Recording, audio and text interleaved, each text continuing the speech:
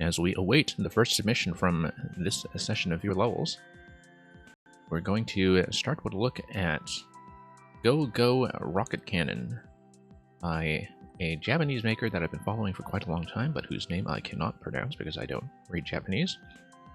However, with the aid of pointing my mobile camera using Google Translate at the text itself, I am told that the instructions here are to not miss a single coin or arrow. So, why don't we take a look?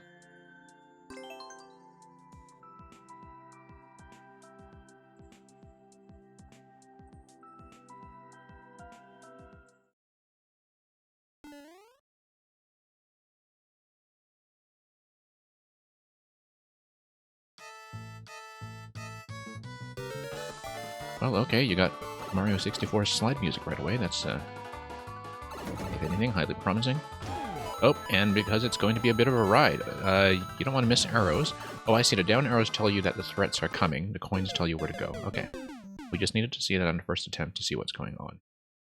The down arrows are not telling you to crouch or do anything like that. They are just letting you know that something is on the way.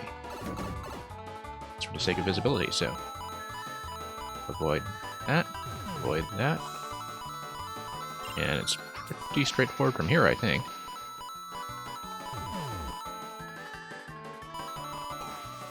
Avoiding the arrows is actually, in some ways, kind of counterintuitive, but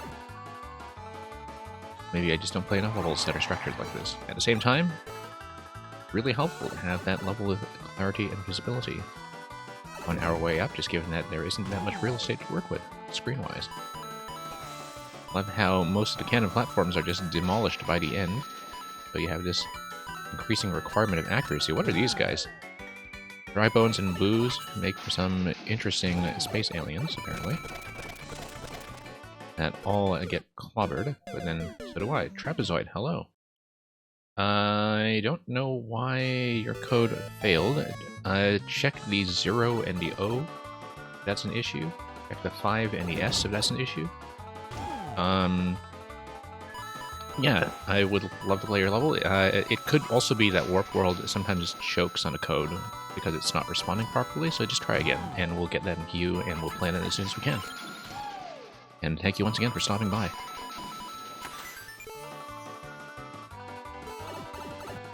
And thank you for Reflection Forest. Looking forward to some upside-down or otherwise reflective shenanigans. I mean, reflection could refer to a lot of things.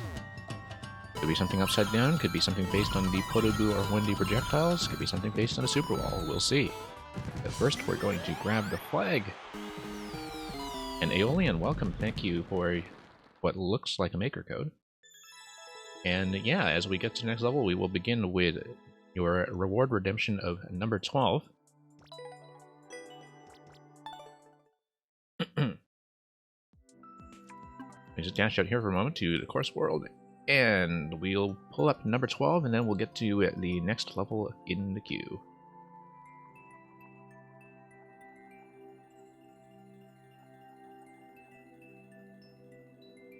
Nice to have that right at the start of the stream. First one usually doesn't come quite as early. Okay, so here's William Shakespeare's sonnet number 12.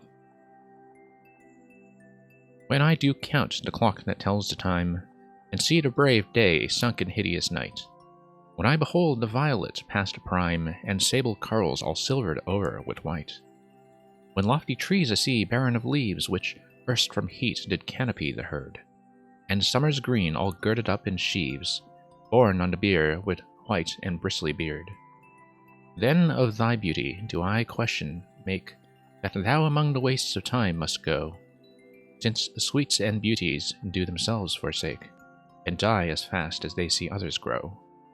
And nothing against time's sight can make defense, save a breed to brave him when he takes thee hence.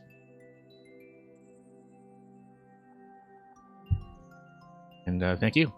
Dr. Jinxie, I will play a troll level for a reasonable amount of time. I might not necessarily finish it in one session, but if I enjoy it, what I will sometimes do is move on to some other levels and then ask you to resubmit so I can continue progressing.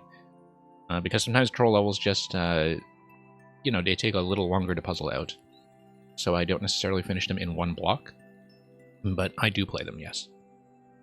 So thank you for the submission of good box, bad box, hidden box. But first, we will get to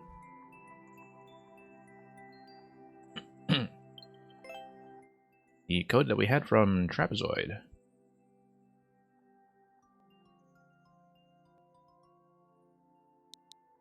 And yeah, thank you for checking in.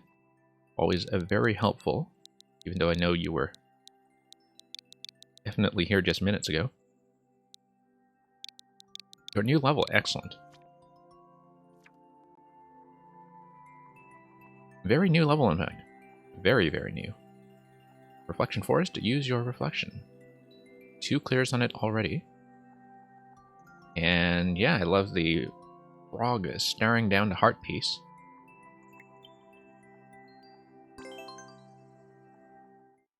That's a really cool Mii design as well. I don't notice the Maker Mii's all that often, but your Mii is pretty cool. Pretty wacky. Okay, so. Looks like it'll be a froggy kind of forest. Alright. Well, we don't have access to something like a spin jump, so let me see if we missed something. In the oh, no, I see. It's a reflection forest. Okay. So you watch the top half and the bottom half. The bottom half tells you that there's going to be an invisible block. Okay. Great. I see the concept. Took me a moment to understand, but we have it now. Okay. So, let's just swim down here. Hey, let's check these anyway. You never know if there's anything there other than the clue. Nice that you have a second chance at the frog. And we'll see if the top half gives us any kind of clue. It's time to the bottom half. So we don't want to hit this guy. We want to hit this guy. And I'm kind of curious about what kind of trap you put in here. Probably just dropping... Okay, nope. Tells you there's nothing. We're going to head upstairs and look for a P-switch.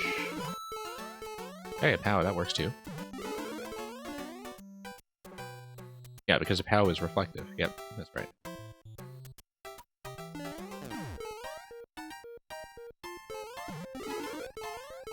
Okay. Whoa, got a little kill box here. I guess we need to nuke everything with some POWs, and it looks like we have a refresh and a frog, so I'm not too concerned.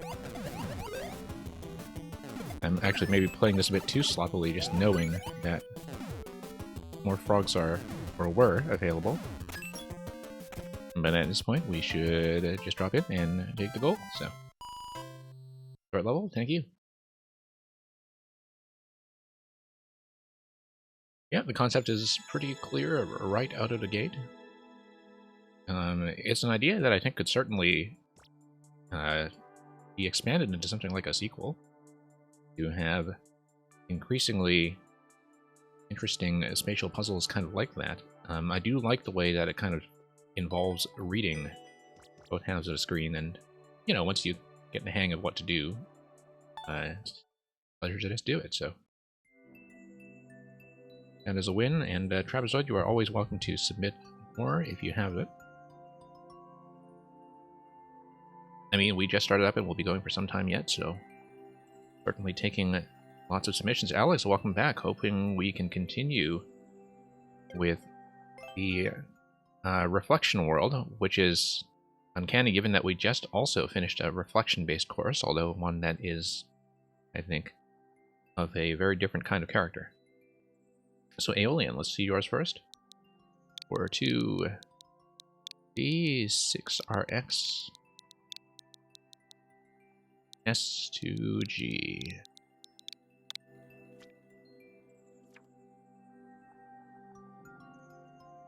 Okay. And so Aeolian, we were in the middle of your world, weren't we, by the checkpoint bubble that I see. That looks like it's the case. So did you want me to continue that, or did you want me to do something else? Because it looks like we were in the middle of progressing through that.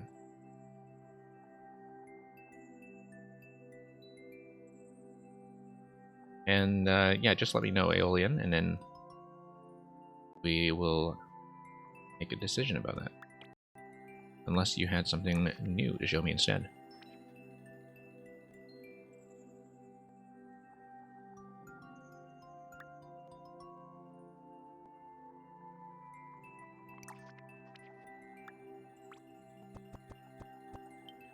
Well, since we had a checkpoint already marked out here, we can just continue.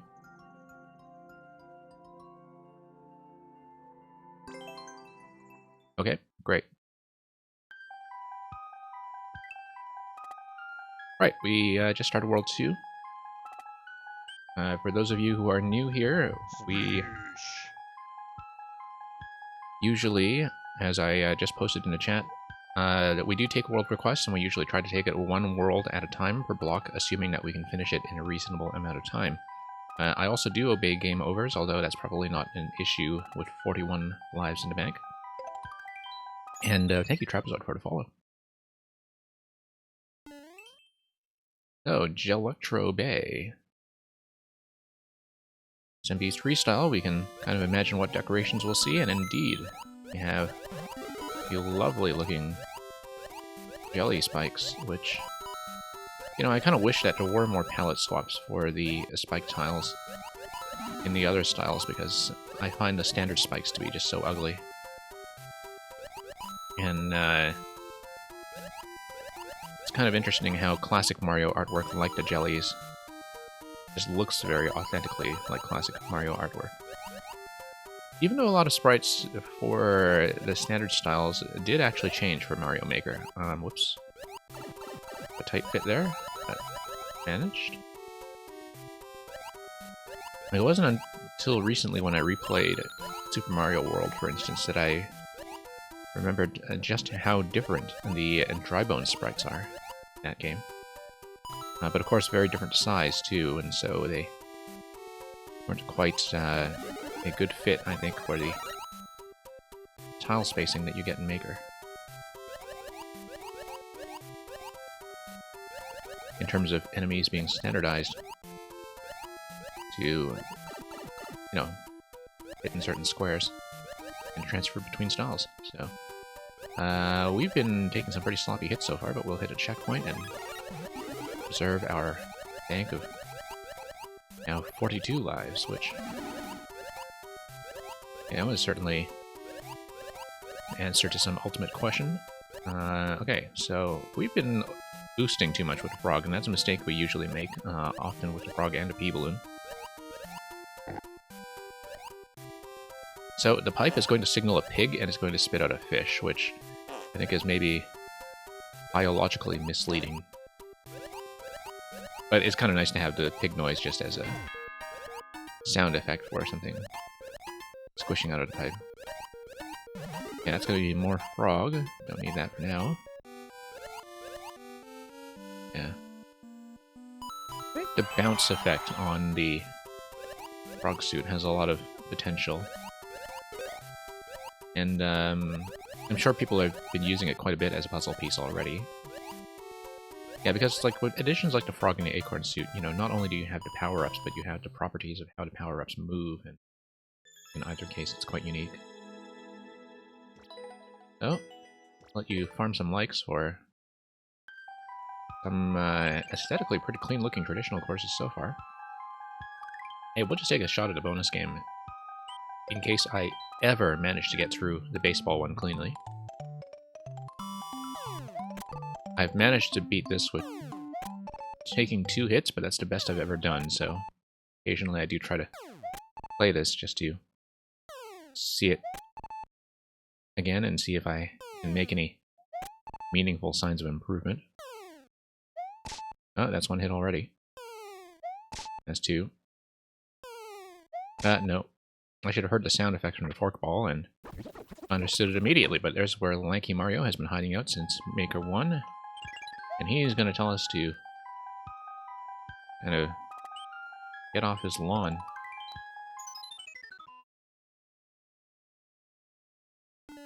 Okay, so here's a Cryoshock Cliff, so let's expect some ice.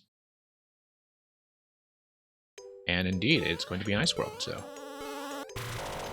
Okay, now I see why it's a cryo shock. You got ice and electricity. Two elements that I think probably have some kind of strength-related interaction in Pokemon and so forth that I can't remember because I don't remember the type strengths and effectiveness. But in this particular case, it seems like electric is going to be super effective. Alright, let's ride this up. Let's not get totally trapped in a claw this time. Timing is well mapped out for letting us through safely if we're actually paying attention. So I'll get this to fire. And the POW is going to stop, but also trigger, so... Oh, whoops. Looks like we need to get through here before that crushes us. Or we'll just let that go down. Okay, now we might be in a bit of trouble. No, we'll just stop this guy. And then we'll let him revive so he can blast our way through here. And yeah, I guess even if we killed it, it would respawn regardless. Luckily, the time on those is fairly quick. Vine. Great. Oh, it looks like there's a bonus coin. I think you do kind of need to... Yeah, nudge it in here, though. And then dodge carefully. See if I'm correct. Oh, okay. Never mind. Yeah, in order to get beamed through, I would need to, I think, carry a small Mecha Koopa through, actually. Or, not carry in this style, but rather bump it through. So. Hey, the Lost Subrosian, thank you for coming by. And thank you for the submission of Cyber Pro's Spike Maze.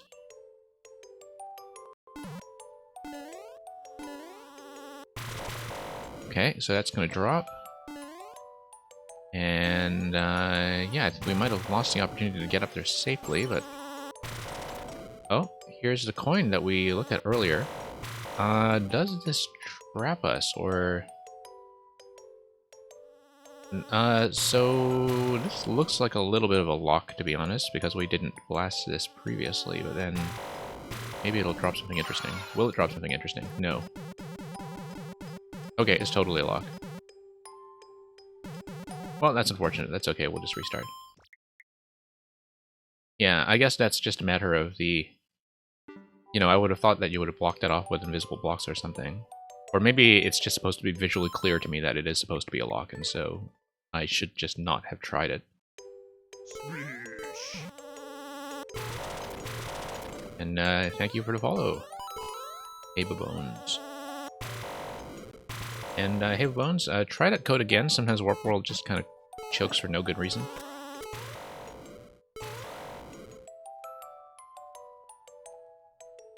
Not intentional? Yeah. I mean, I'm sure you don't need to.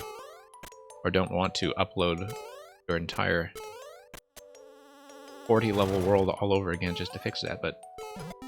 I mean, I'll let you make that judgment. Obviously, if you did do that, I would have to reset my progress, but it's not a big deal.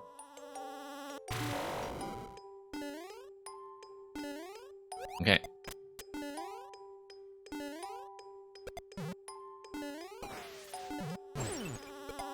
Alright, let's let this come by this time. And let's let the big one also come by. Whoops, we accelerated a little bit quickly here. That bridge should have been a ground block. Yeah, or you could just, you know, put invisible blocks under it or something. But either way works. It's very easy, I think, to forget about the tops of bridges and semi-solids, even when you're paying attention. Oh. Okay, we're standing way too close. We needed that much further away and probably to the left side of that belt where it scrolled previously.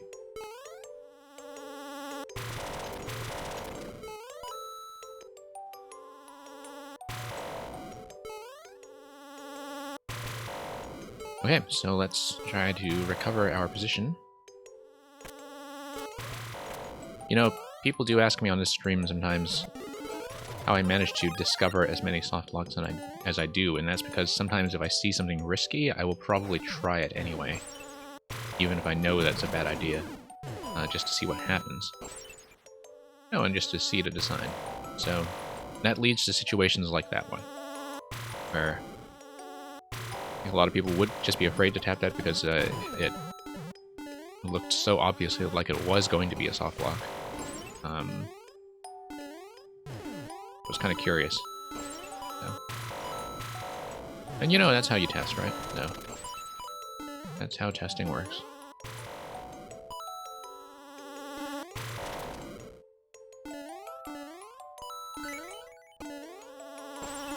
Okay. I'm here while big. Whoops.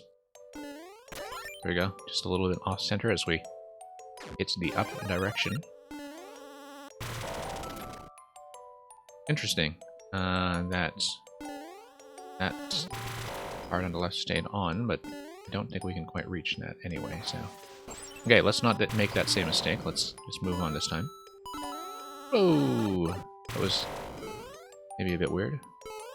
Okay, so we'd have to go back and respawn that if we hit it that way.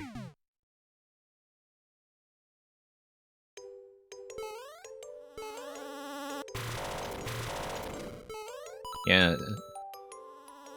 Don't know what it was that made me anticipate that poorly. I think it was just the distance at which they were spawning in, but, you know, we'll see.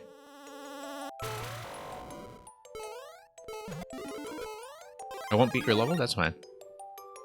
Ava Bones, I don't need to beat everything necessarily. I usually go for as long as it takes to, you know, just kind of see what's interesting about the design and at least talk about it for a bit. If it's something that I clearly won't beat, we'll still try to at least maybe get past the first segment, our first major obstacle, and feel like we have progressed. Assuming we actually enjoyed a thing, of course. If we don't really enjoy the thing, I'll passive-aggressively rather, say something nice about it and move on.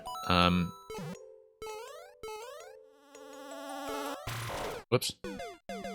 Okay, the Vine Cling just totally bluffed for me there.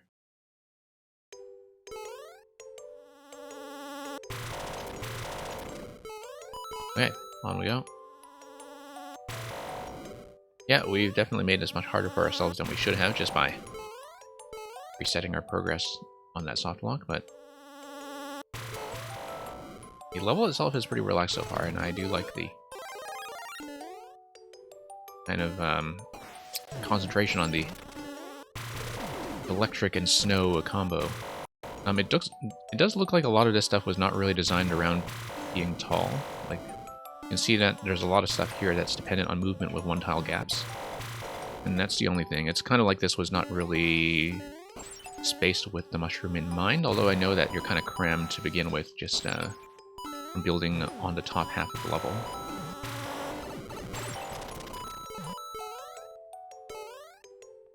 But yeah, it's something I do see sometimes where, you know, power-ups are supposed to kind of make you feel empowered, but depending on vertical spacing, there are times when you can make the player actually have a harder time while holding a mushroom or a flower or anything that's 2 tiles high. And that's just something to be careful with, is that, like, for a traditional level, I think... Oh, I see what's going on with that jump.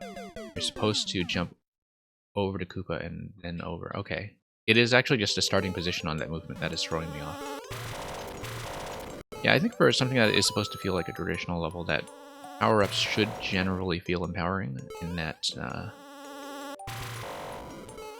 you know, you don't want to grab a mushroom just to die to a low ceiling. But that's the only thing. Okay, let's let the cow hit. Hey, Merlin, glad you could come by. Merlin, I hope we can actually get to you soon enough, because you apparently have some longer and harder things coming into queue after this one. And this is also part of a world submission, so we'll be on this submission for the next little bit. Whoops. Particularly if we keep dying to stuff like that. Yeah, we'll try to get through everything efficiently. For those of you who are new here, because we do play kind of a mix of shorter and longer submissions, including the world submission right here, I would say that average time to wait usually comes out to about 20 minutes a level. 20 minutes one submission, rather. And that's on average, though, because some will take me 5 minutes, some will take me half an hour. And I just try to make that determination based on the length of the queue and how much fun I'm having. Yeah, Merlin, I know you're patient. I also just know that sometimes you have to go and leave for some other commitments because, you know, in this lockdown you have such a busy social schedule. Unless, of course, you're in one of the countries that has already started reopening, which I know is the case in some places. Okay, let's drop that.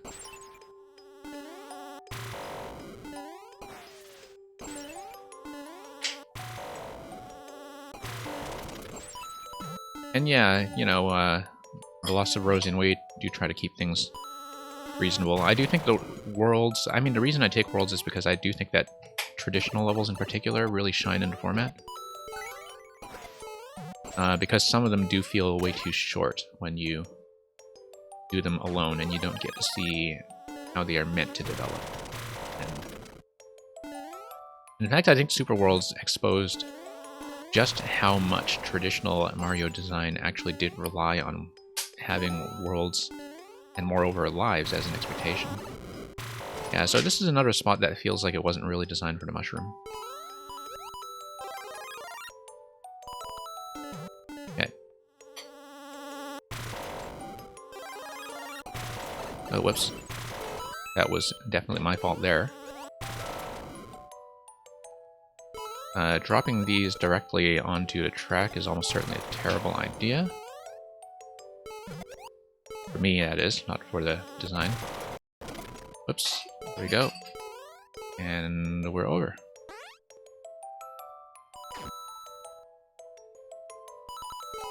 Yeah, nice to have thematic consistency, for sure.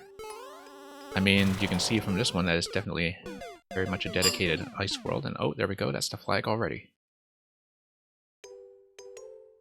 So yeah, we haven't been on this world submission very long, so I will be trying to see a little more of this ice world too.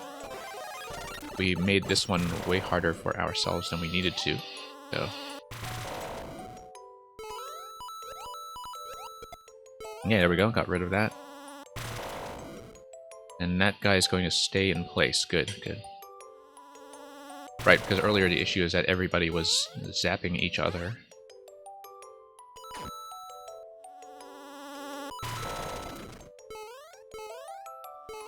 And yeah, okay, pretty neat for a level that's all about electricity beating ice. Oof, so close is something, Aeolian, that I definitely hear the chat saying a lot. Which I think gives you a sense of what my playstyle is usually like. Yeah, we haven't been on this very long, so we'll just go on and do the Midworld Fortress at least. And then we'll see how we're doing for time.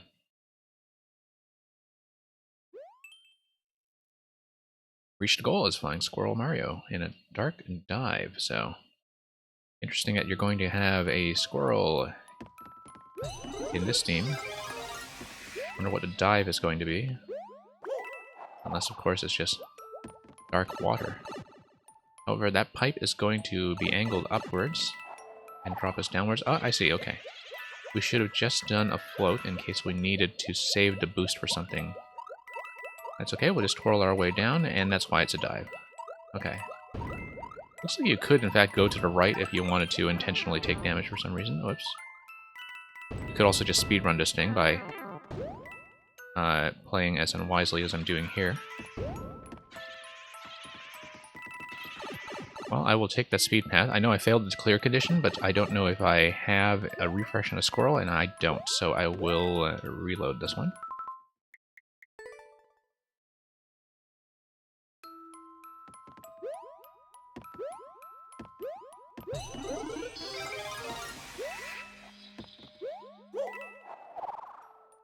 Yeah, so Rosian, like, you know,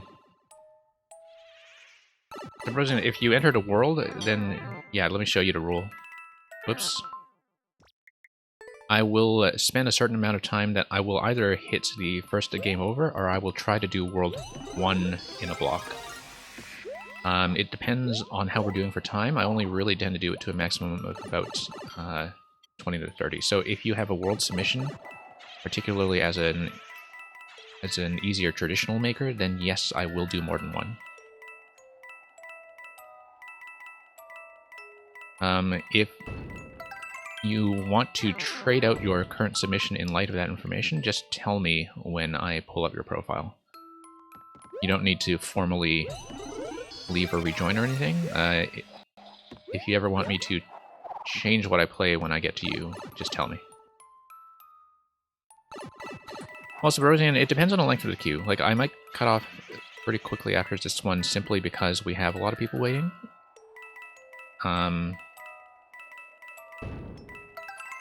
It's true that partly that rule was designed when I had a smaller audience, to be honest. So, you know, we'll see how it goes. But it looks like that's it for this one. Yeah. Hey, Bones, it's totally fine if you leave and just lurk for a bit, or even come back. I only do the online check when we get to you and when you are called. And since you've told me that you need to step out for a bit, we'll potentially be a bit more lenient. So, yeah. And, okay, so let's see how we're doing. Yeah, the Lost of Rosian, this is something we do, you know, we fairly typically do because a lot of people have been asking about world submissions. And we're still kind of adjusting our rules to see what's reasonable with that. Like, this one we've been on for about 20 minutes, and so given the length of the queue, I'll just peek to see how simple it is, and then we'll probably move on after that. So, and I'll be going for some time today. Like, if you stay, you will get played.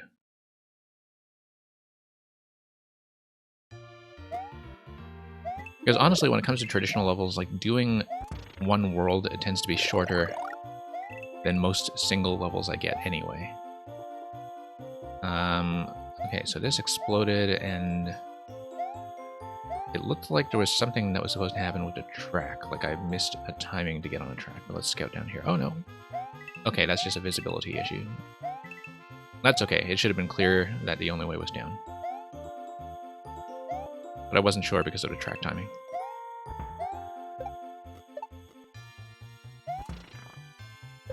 Oops. Oh yeah, the track time is for the Muncher. Okay. No, I should have known that. I just wasn't paying attention.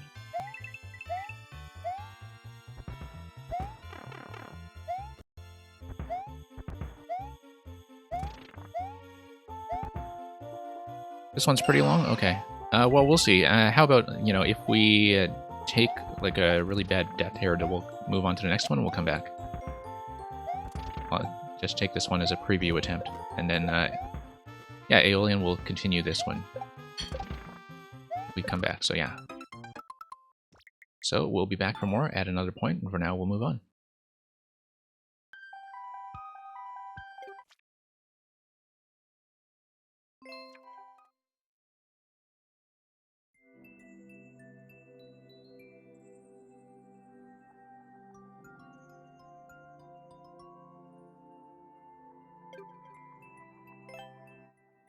Okay, Dr. Jinxie apparently sent me a troll. And so we'll see how we do on it. Hope I'll have fun. Okay, maybe I will.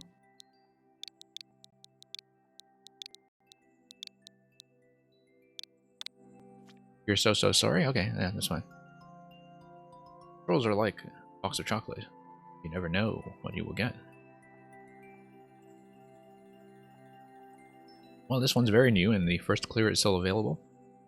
I will warn those of you waiting that sometimes when first clear is available, I'll make a little more of an effort to go for it, but we'll see. Sometimes that is a terrible idea, especially with trolls.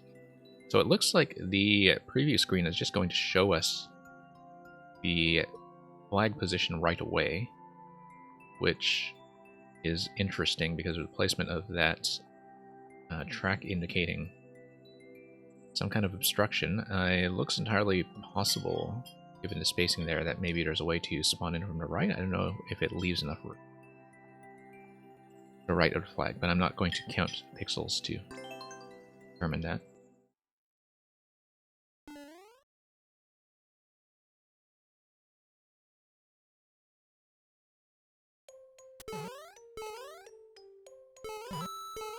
You never understood the quote? Oh, you mean about life being like a box of chocolates? Well...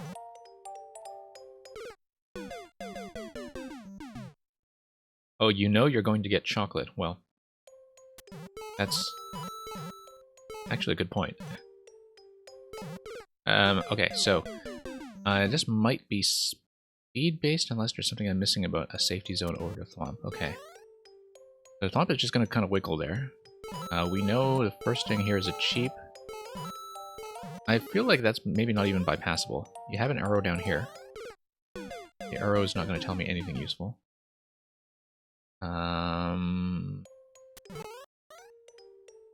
Interesting. Okay, so why do we have an arrow pointing down and to the left? That's something we'll have to determine, because, like, it's possible there's some kind of safety platform that's buried under the vines, like maybe a pipe entrance. But we'd have to get on the vines to begin with. And it looks like that would be a little bit tricky. Yeah, I don't know if it's possible to actually get over this guy. The crouch jump. Oh, I see. No, it's actually a spike tile, I think, that's buried under the middle block there. So most of the stone over the Thwomp is safe. It's just this block, you can see the semi-solid ending and popping out the other side. So we just jump over. Yep. We do not have access to a spin jump. So, oh, I see. So we just need to kind of understand which collisions matter and which ones don't, right? Like, that collision matters. But I needed to know that for sure. Okay. So, let's check this for invisibility.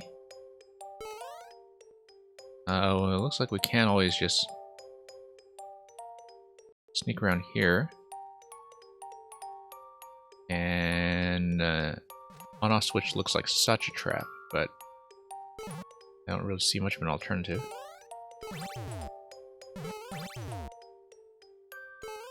Okay, let's let them... Oh, I see. The mushroom is supposed to give you a damage boost. Yeah. Okay, well, I think that's probably the only way forward, so... Grab the mushroom, damage boost through. Hey, Bones, that was really quick. Glad you're back. Okay.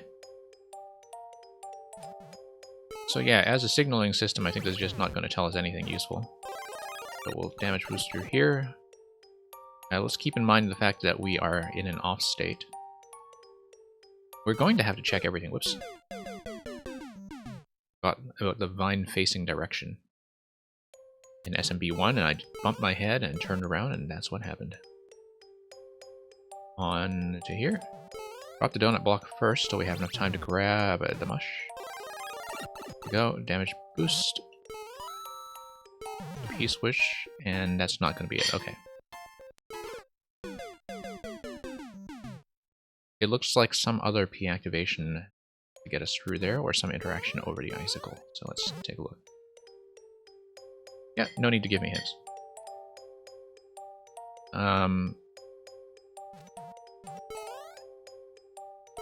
Yeah, I'm totally used to, you know, solving things. Sometimes I'm slow about it. The only thing that I might need a hint on is if it's unclear if I try something and it's unclear to me whether it's supposed to work. That's usually one thing that I might require some creator input on, but... Okay, so the Thwomp is track-based, and that's kind of interesting. That the Thwomp gets kind of pushed down to this level. Oh, I guess something off the track must have shoved it. So the Thwomp is just a timer lock, okay. Hey Babones, I do not expect to beat your level in 10 tries, but I'll take that deal anyway. I mean, there's no reason why I would say no to that.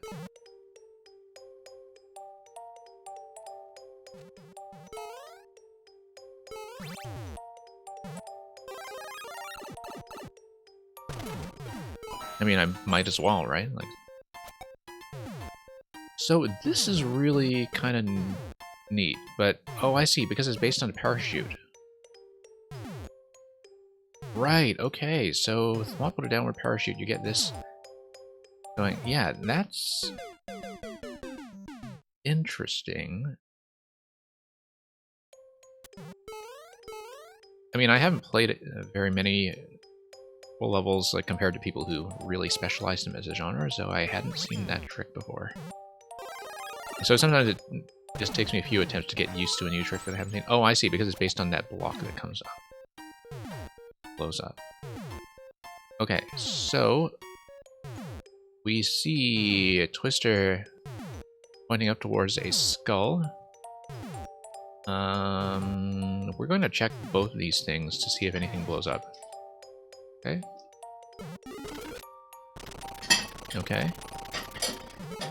Oh, okay. I mean, now we know there's a trampoline there. Or something else that gives me a reversal, so I have to check each little thing, and at least once you've checked it, the execution tends to be fairly straightforward, so it's not hard to repeat content. And I think that's kind of important with troll levels, is that, like, since you are going to be repeating a lot of stuff, you don't want to make the repetition too execution dependent. Okay, looks like I do need to just race that and get up onto Vine immediately, and that's probably the best way to do it.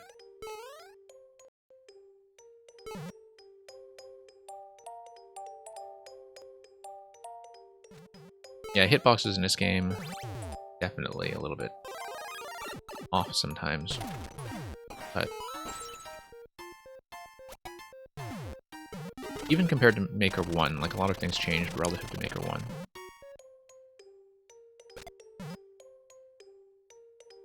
I mean, we'll need to know this eventually, let's just do it. Why don't we scroll back and see if that spawns anything? Oh, whoops. I wasn't paying attention. And no, it doesn't spawn anything in the blue blocks. We can't get far enough to the left to really check that.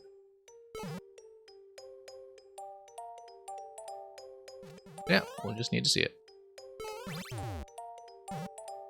Yeah, this is surprisingly playable given that the poison takes up half the screen. Like, usually when I have the poison or lava level this high, I would be worried about visibility in terms of giving the player enough room to do stuff. But here, the design actually is kind of planned around, you know, having this available. So, okay, we'll do this. There must be some kind of height-based mechanism that gets triggered. Also, yeah, I feel like right side's going to be a trap. I needed to check that. We need to know it. How to overcomplicate a troll level? Yeah, that's, I tend to do that. But it's kind of nice sometimes when I overcomplicate something and,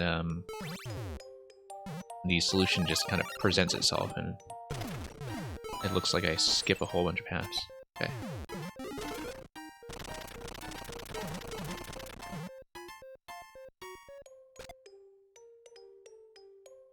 Okay.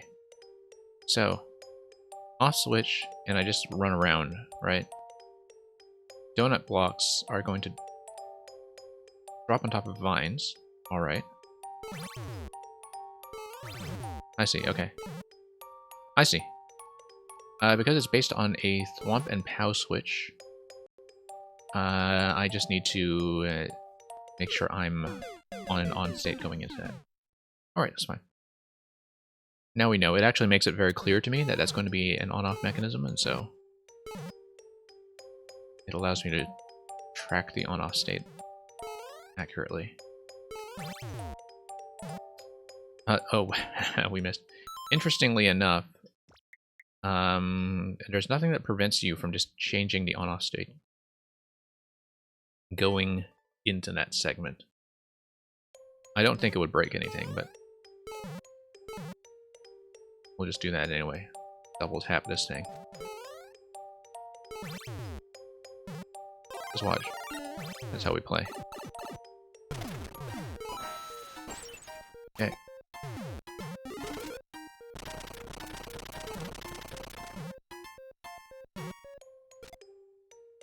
Interesting. Okay. Here we go.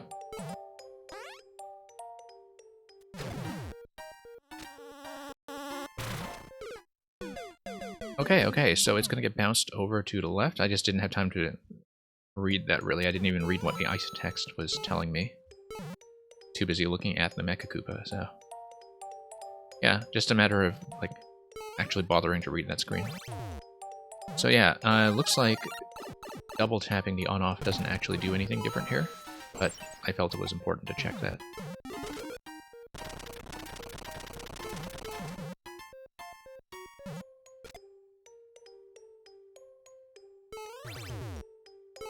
Yeah, I mean, when you do play a troll level, it is nice when, you know, once you figured something out, it's easy to execute. Okay, so, yeah, okay, it's just telling you about the box. Let me just kind of... oh, I see, and then you need to go through the brick while it is transformed into a coin. Okay. I was just stopping to kind of look at everything that's going on here. Let's check. Regardless. Okay, that's okay. Now we know.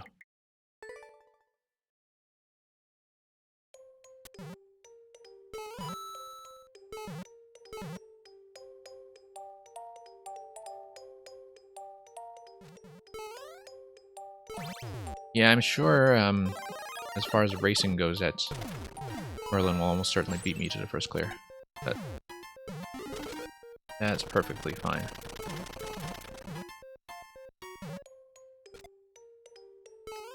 Okay. Back in here. Okay. I do kind of like that, break with the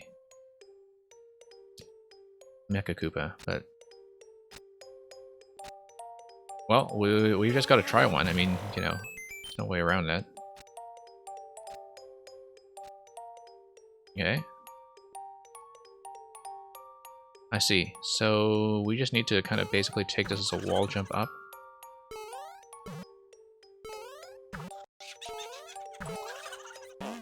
Okay. Yeah, it's basically a wall jump. In SMB1. Of course, we didn't really... that's just hard blocks. That's not going to be anything interesting. This could also just be one big anti-soft block. It has occurred to me that it might be, given that you have a base on a spike up top that also kind of prevents you from going any further past a bumper. Of course, we could always just do it like that and, you know.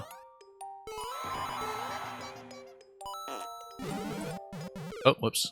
Have to kind of hang back and not get propelled that far, but that's okay. We've seen it. We know what's coming. Of course, knowing what's coming is only half the battle. We sometimes have to spend a few attempts just trying to remember that stuff. I find that's probably one of the things that makes progression on troll levels rather long, is, you know, sometimes even if you see a certain mechanic, if it requires some kind of timing-based movement, it's very easy for me to just forget what's going on. Because they do kind of work like a memory game in some ways. Okay. Did I dodge the climb roll? Oh, Merlin's already at CP, okay. Oh, nope. Bad adjustment there. Climb troll, rather, okay, yeah.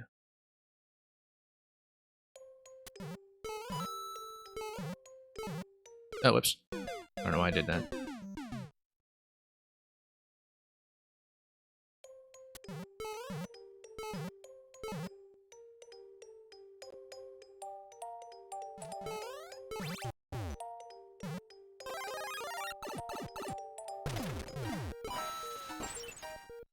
Okay. Here we go.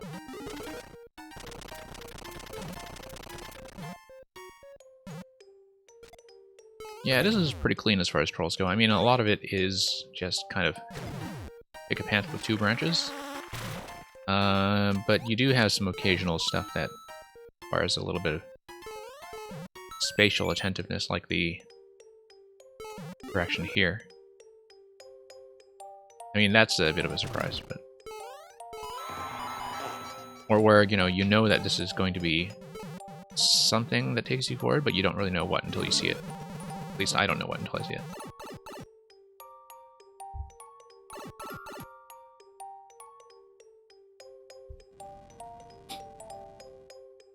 Alright, so here's a checkpoint. I feel like this is going to be like an invisible block up here to drop something on me. Yeah. That was right. Yeah, because Spike Top is safe, okay.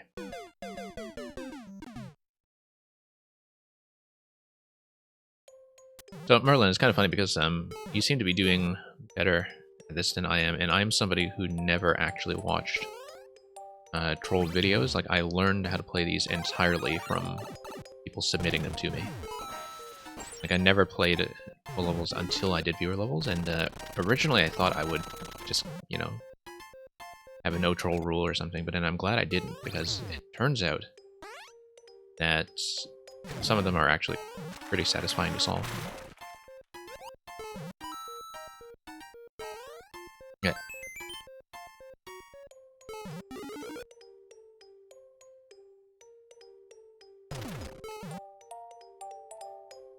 Okay. Yeah, that little bit is slightly execution dependent, but, that's on me.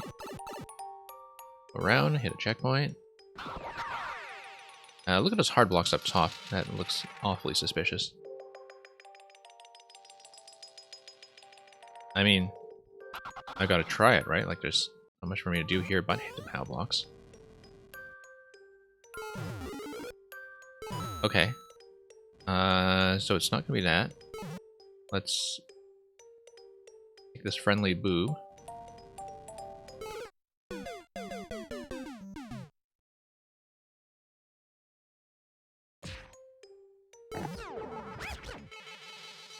Oh, interesting. Okay. Big pig. Interesting that you have a door here that is going to bounce up automatically. Bounces up automatically and tells us that there is going to be some kind of back to CP1 manipulation. Possibly, actually, it's back to CP1 but with a different on-off state.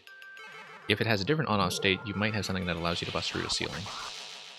So it could be that back to CP1 with an on-off state change is a possible outcome later on. Okay, we know that hitting the POWs gives us invisible blocks. And we need to not jump through to lower semi-solid then. So, Awesome Lab, no level for me today? Yeah, that's fine. Not a problem. I mean, unless it's just like invisible blocks or something that... yeah. Okay.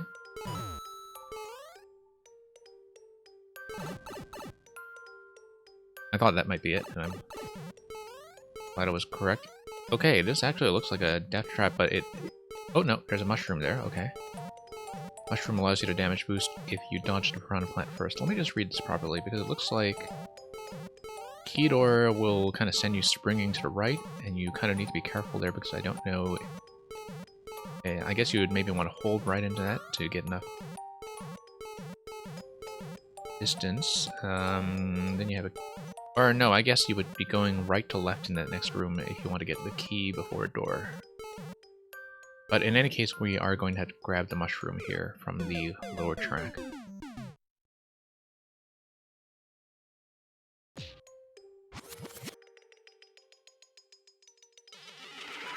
Okay.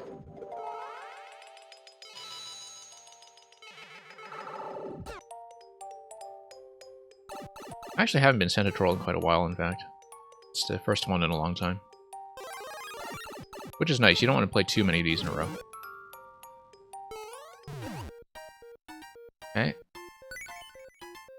That's fine. I just gotta be really careful about that. Also, some kind of swamp setup all over the place. P block, or rather P switch, transforming these coins here. Okay. See what's going on here. That's pretty much just going to be pick a path. Pipe will take you down somewhere. Forward, it looks like it's supposed to fool you into thinking it's Fire Flower plus hitting the ice. Pipe might spawn something if we stand away from it, but we're kind of crowding it, so maybe not.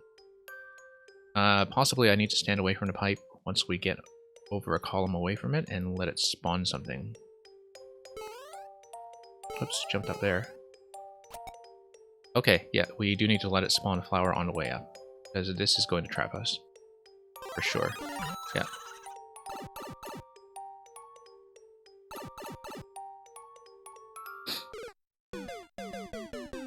Okay, that was fairly easy to read at least. Not a big deal. And yeah, easy to recreate our path here as well. Not a big deal. Okay.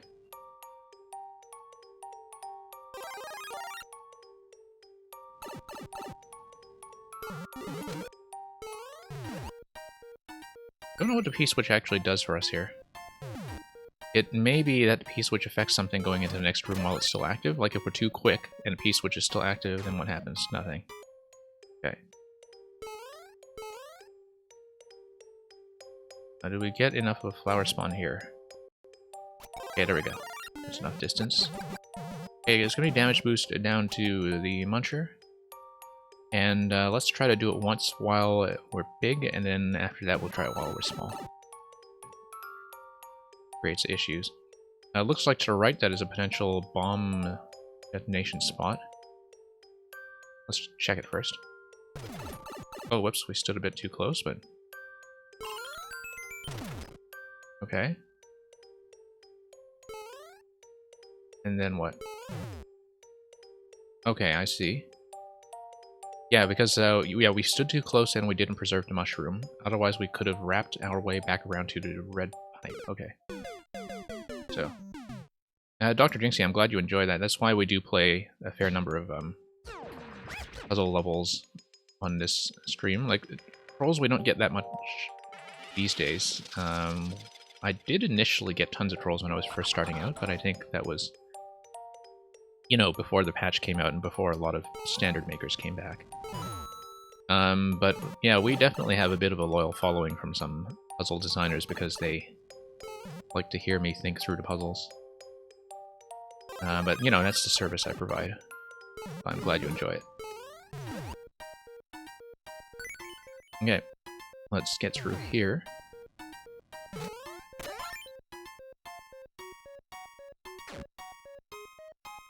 Yeah, Merlin, I'm glad you're enjoying it so much.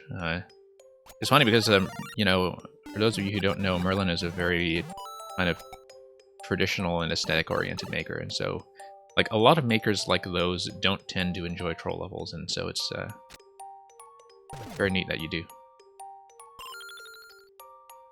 Okay, let's just climb. It looks like this is probably an invisible block preventing jump here. But we'll take out that Muncher and we'll go back to the red pipe. Hey Redux, I saw you had something new. Hopefully we get to see it. Okay, so this is meant to make you think that it works like the setup at the very beginning of the level. It also looks like you might have to go fast here just because of the thing coming out afterwards. Okay. Alright, coins, coins. Let's see what the other blasters spawn. More coins, okay. And that is a trap. It might be that we just needed to go fast. But we'll try to take a proper look at that. When I play troll levels, I do die a lot to the stuff that makes you run right away when you spawn out of a pipe or door, and that's just because I tend to stop and stare at a room first before I proceed. So, Redux, thank you for walking on the edge. I'm looking forward to it. Seems like it's been a while since I've seen a new one from you, so... Always glad to have you back.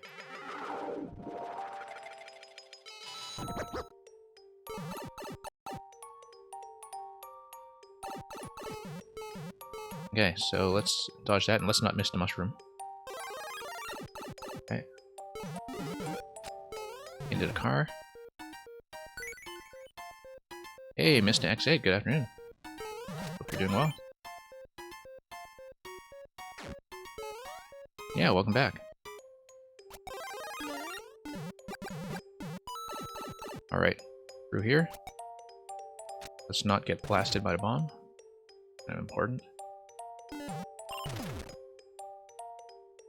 Okay, slow climb. And back around, and okay, so this is where we were trapped, so let's just go fast. Yep. Looks like it might be... Okay, it's probably based on timer. I was wondering if it was based on facing direction, but it seems not. Taking out this POW would remove the muncher, but we don't know what's going to come out of the pipe. We are going to have to check it anyway, so let's just see. This is almost certainly a trap to make you think that mushroom to fire flower is required.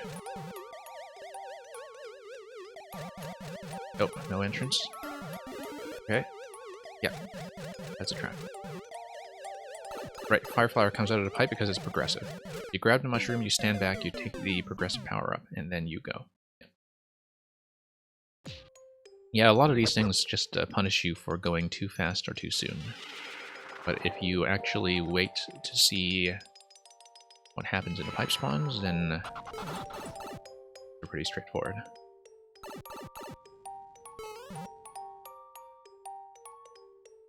Yeah, it looks like we're making good progress so far. Like, it feels very fair for a troll. In terms of, you know, letting me recover my position without too much fuss. And I think when you have so many pick-a-path branches that it is important to let the player do that. And, you know, not worry too much about executing the finicky things. Okay. I get there while I still had invincibility frames up. Tap the POW. Not even gonna look at that POW on the top. Feel like I'm not particularly interested. Okay. Mushroom and then progressive flower. And that's a lot of pipes to check. We're gonna check every single one of these. And let's see if there's a spawn out of this pipe. There is. Okay. And yeah, we're just never going to do that. I bet it's a Muncher Crush that comes out of that pipe. It looks very much like a Muncher Crush. Okay, so you do know that there's a vertical auto-scroll that takes you up here as soon as you have a scroll break. And, okay. That's an awe.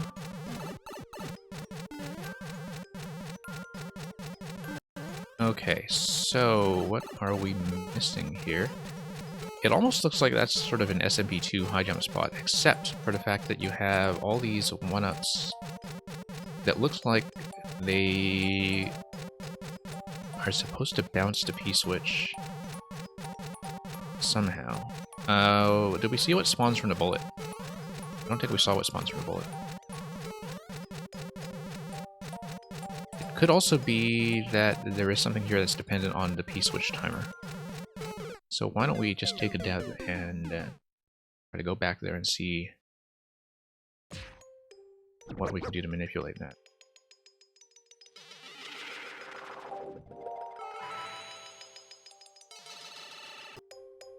Yeah, as far as trolls go, this has been a very relaxing experience. And the clues have been generally, I think, quite fair.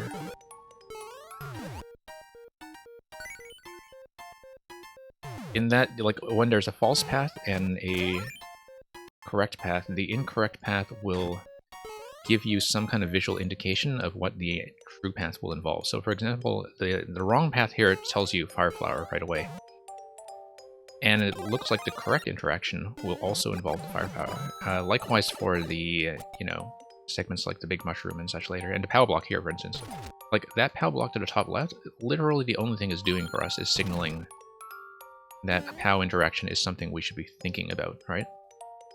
So it's kind of preparing us for the mindset of getting rid of this muncher here. And so, like, it works quite nicely as a visual clue. Yeah, same with this fire flower here. It just kind of tells you prepare for flower. Thank you for the follow. Okay, let's grab this flower. Let's grab big mushroom. Yeah, we accidentally tabbed that boo, but looks like we. Well, I mean that's clearly the wrong answer anyway. Let's do the scroll break. So, what is going on here? We had the boo down there.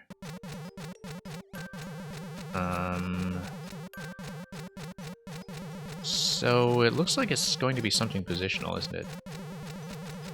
Where a P-switch would do a number of things. It would first of all stop the conveyor. I don't think that'll affect much though. It will probably also just trigger something off screen. But currently the issue is that... Okay, no, I see what the issue is. We broke these last time. I'm supposed to spawn something out of them as Big Mario.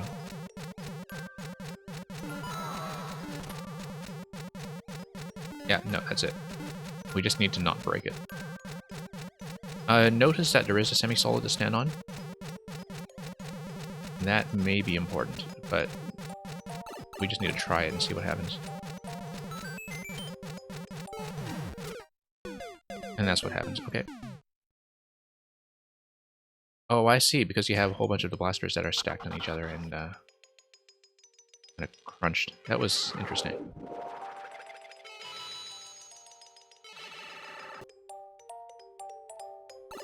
So, Alex, yeah, it is possible. Alex, you don't need to leave the queue. Like, if you're back by the time I get to yours, I'll get to yours. It's not a big deal. And Mike, thank you for the submission of Inferno, 10 seconds. Well, I guess Merlin already got up to the finish. That was well done if you did in fact get the first clear ahead of me here.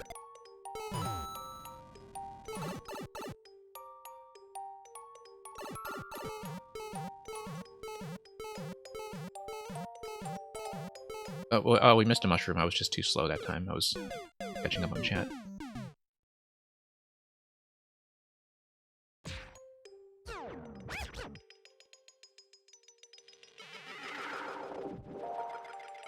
Yeah.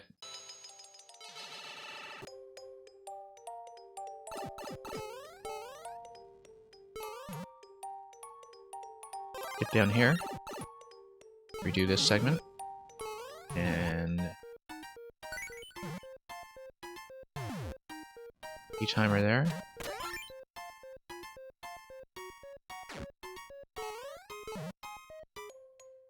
And we just need to retrace our steps over to this. Great.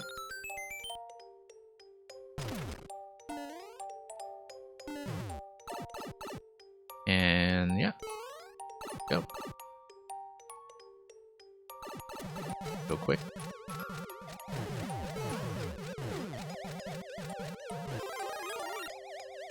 And then flower.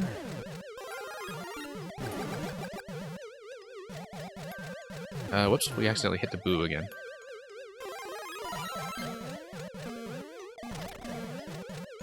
Okay, so we know that the P-switch releases the blaster.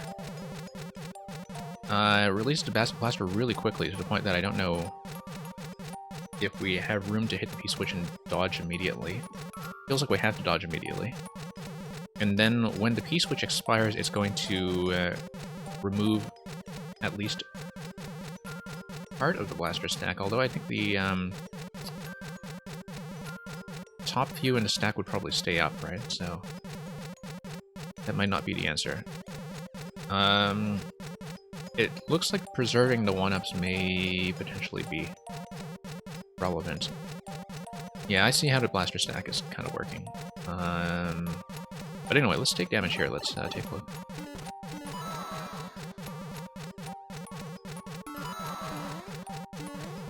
Okay, so 1-up mushrooms. Kind of wonder what the 1-up mushrooms are doing, except, you know, they would be applying some kind of... Oh, I see. They're part of the setup to get the blasters to stack by crunching everything that's on the track, I guess. I think we just had to go for the dodge. Hey, Quaz. Ah, congratulations, Merlin, on first clear.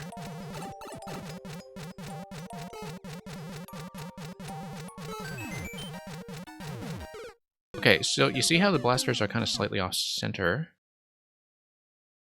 I don't know if I have enough room to just kind of beat that to the left.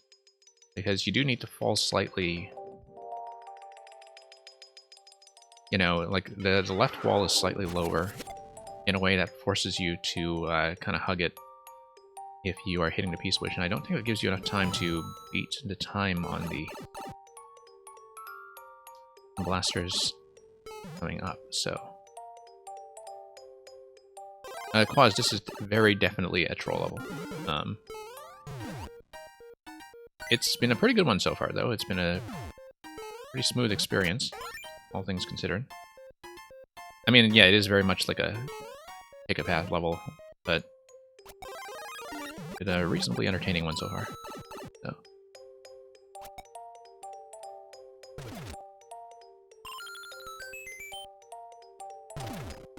Yeah. Still not sure I understand the blaster room, but we'll just kind of crash against it a bit and see if we...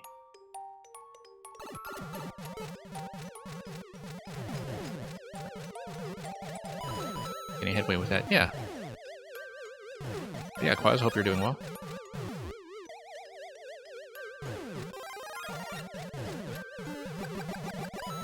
And yeah, as Merlin just demonstrated, when I pull up levels here, you are all quite welcome to race me for potential first clears. As was definitely the case here, so... Let's move up. Okay, so P-switch... What if... Let me think about this for a moment. If I manage to... get all the blasters up, hang right, drop down to the jump panels, and just kind of wait out the P-switch. Let's see what happens at the end of that, because I don't know if it will give me enough room to proceed, but looks like the only thing that we can really try.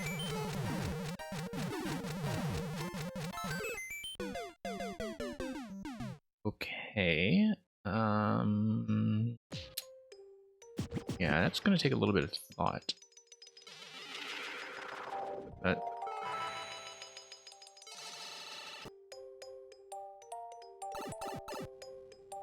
well, Quaz, do fix yourself a glass of water or some other beverage. You can control when they are going up. Okay, that's helpful to know, actually. That's the kind of thing that, you know, I don't mind a hint for, because I'm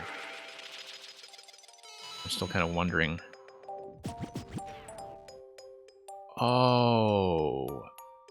Something to do with the 1-up timing, perhaps. Let's take a look at that mechanism again.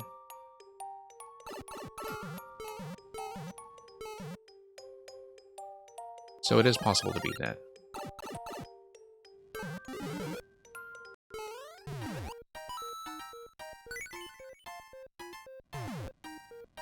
Okay. Let's not get bumped.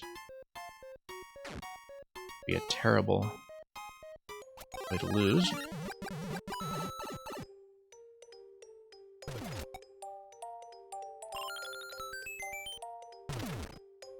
Okay. Yeah, it looks like it was some kind of facing mechanism, but...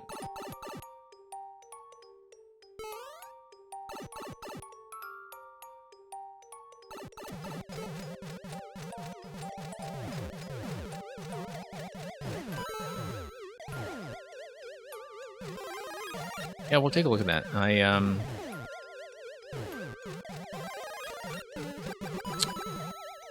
Let's see. Oh, no, we forgot to grab them. Okay. We might as well get crushed by whatever is here. Or, yeah.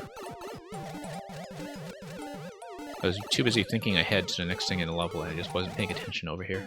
Kind of on autopilot.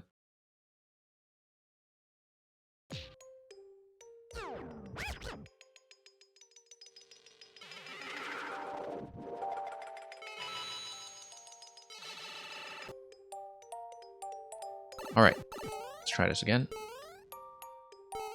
Grab the mushroom. Yeah, you do have to be very alert when playing levels like this and not just zone out. You know, so you don't miss any of the solutions that you already figured out. Okay.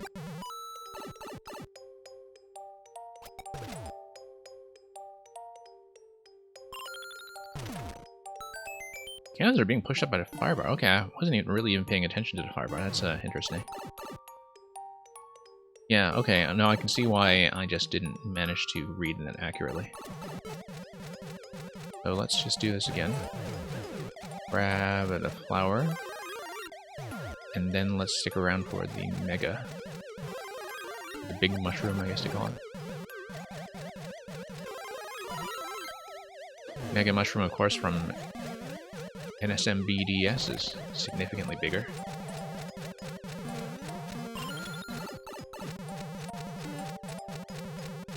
Oh yeah, it's a firebar on the track. Yeah, I see. No wonder.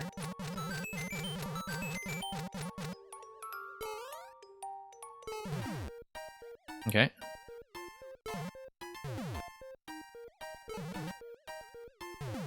Let's just go.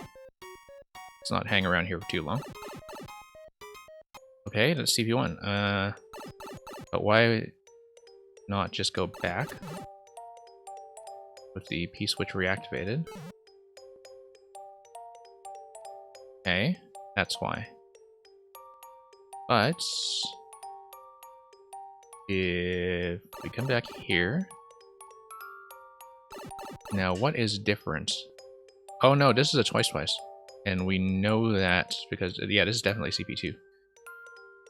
The reason I know that is because it was a pipe spawn the last time we came here too. So this time that's safe. Yeah. Okay.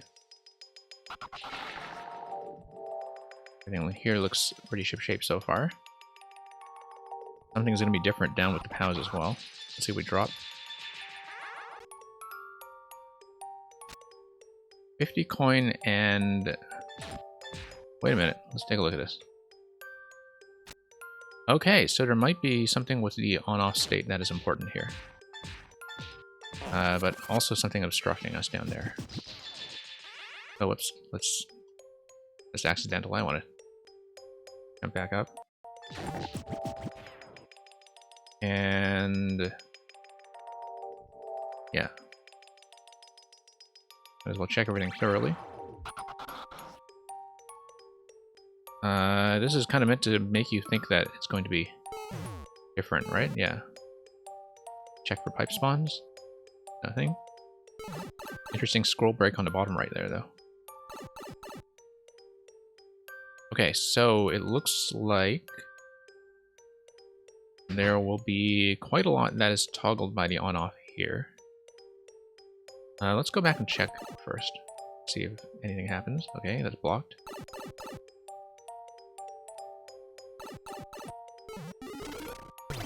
Okay. And then we just platform our way across.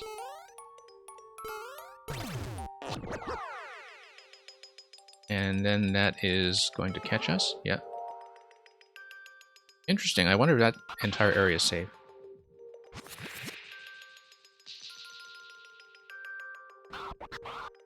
And just kind of checking it thoroughly to see if there's anything like a pipe entry or door entry down at the bottom of the screen.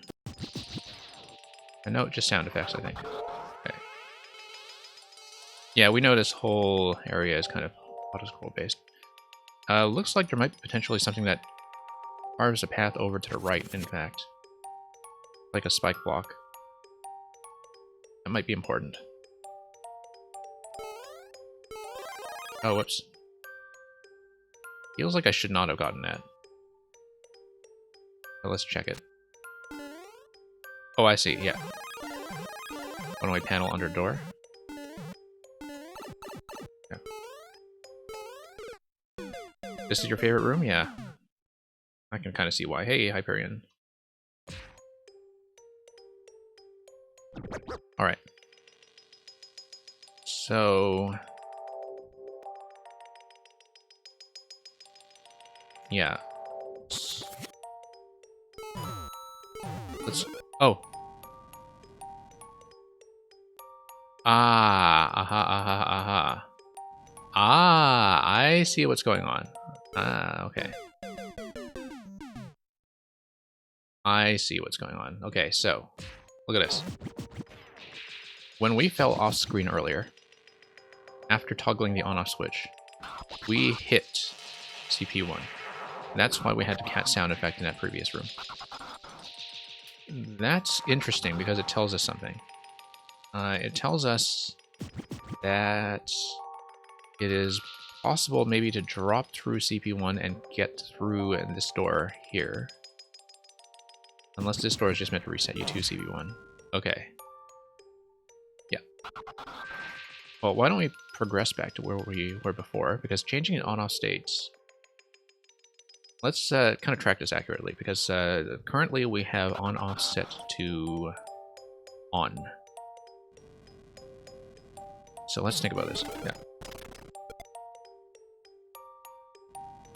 Yeah, Trapezoid, I think Alex tapped out ahead of you, so you're almost certainly going to be next after this one. Because Alex said they had to go and come back later. Sadly, cheese was found. Okay, that's too bad. Well, if you need to re-upload, you need to re-upload, so... that's fine, we'll just try to progress through this anyway. And people have definitely sent me multiple versions of things before, so...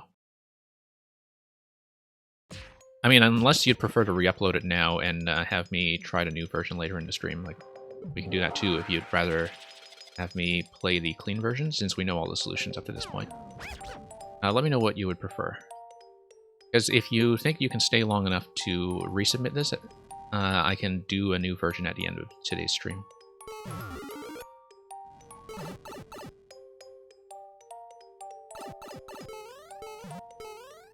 But yeah, congratulations anyway, Merlin, on first clear. Yeah, there was a puzzle level a few days ago where I got first clear on the first version and the second version, and then it ended up being re-uploaded anyway. So, that kind of thing happens.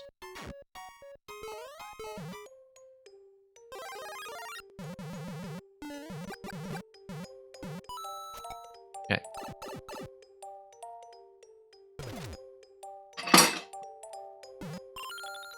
I think we might just need to dodge the CP1 trap, to be honest, but I'll need to kind of retain some memory of what's going on. And wait for 1 or 2 more playtests before re-upload. Yeah, that's a good idea, I think, just in case you catch anything else. I'll just continue progressing through this in case I find anything weird. Oh, no, I forgot flower. Okay, sorry. Really not paying attention right now. We're very easily distracted.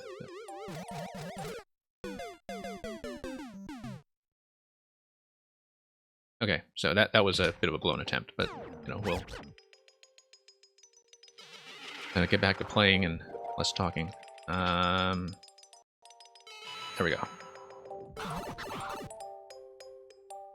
Ape Bones, the command you were looking for is !list.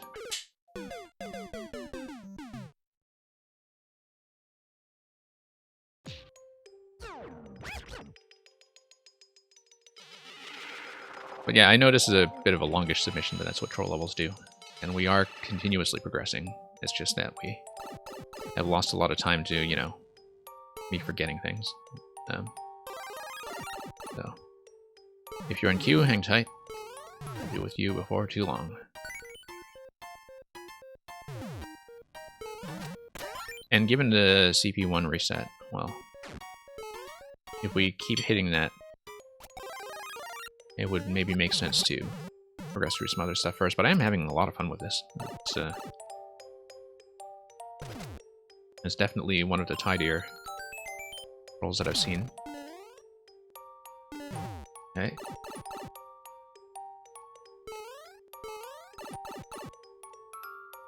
And it's that way because it's, you know, much more interested in puzzling the player rather than just outright killing them everywhere, and so has a good sense of priorities when it comes to feeling like a playable design.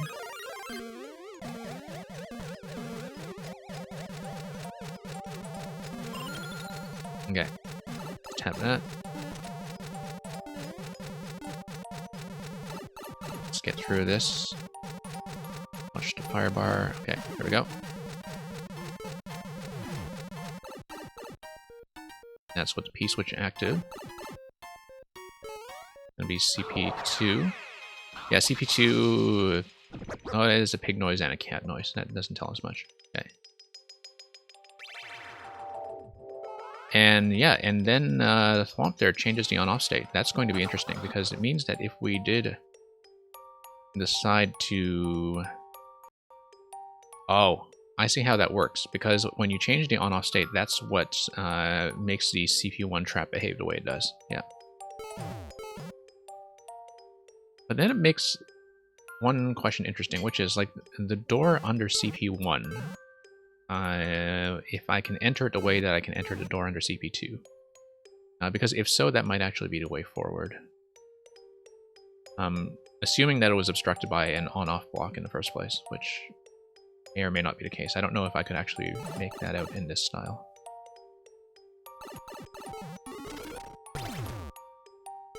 Okay.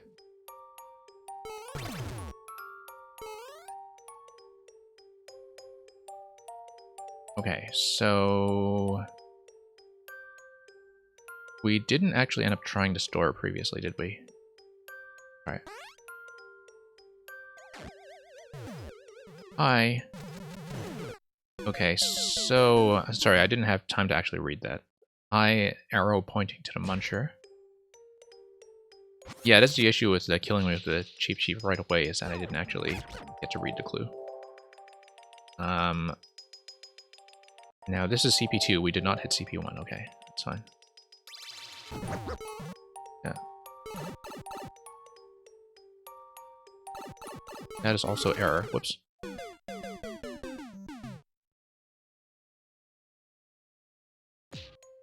Yeah, I'm glad that some of you are finding this to be a decent homework stream. Yeah, I don't get to do this time slot often enough. Whoops. Why did I do that? Oh, that was just a jumping error. It's okay, we're still at CP2. Not too big a deal. Pop all that stuff. Come back in. Roll that. I haven't actually checked this block here, but I don't feel like I should. Maybe it is going to be down through CP1. And down to the door that's underneath CP1. But, like, again, I don't feel like I actually read this clue. I need to actually take a look at this room properly and not get hit by the fish. Okay. It fires on both sides, okay. Hang on. Yeah.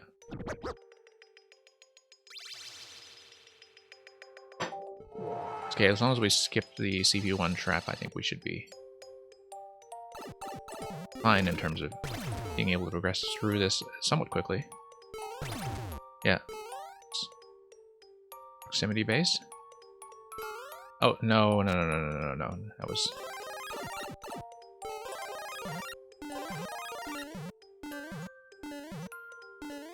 Yes, I guess that's semi-solid based.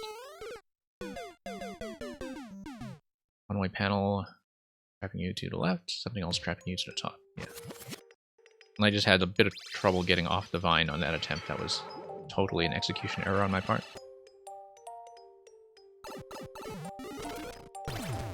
Okay.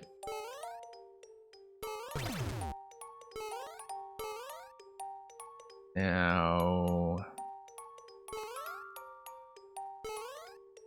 Go.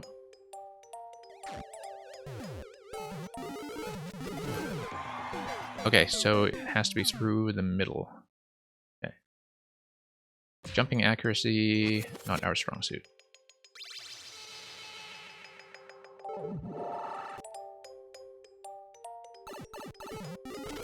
Okay, nuke that.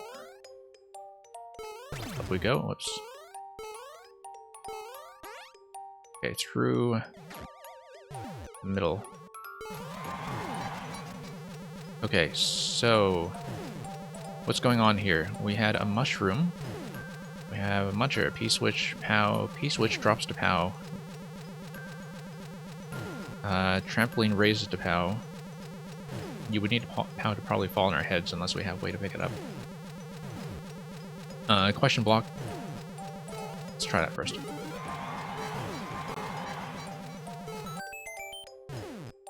Okay, anything out of the pipe? No. P-switch might be worth checking, but let's do it without first in case there's something that is affected by P-switch state going into the next room, and indeed there is. Okay, so this is progress. Once again, P-switch, POW. Looks like P-switch would probably release something from the green pipe. Don't know what's going on yet with the red pipe. Looks like a lot of short bounces are... Oh, I see. No, vines are under the Goomrats. Okay. I think we just need a short bounce our way across, actually. But there are a number of vines that are underneath the Goomrats there. Oh, whoops. Forgot we were still on CP2.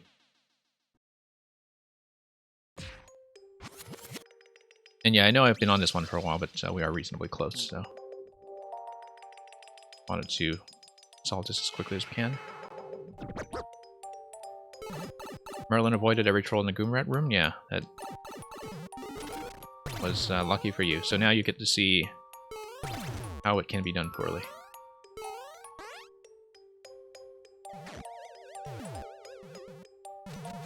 Nope.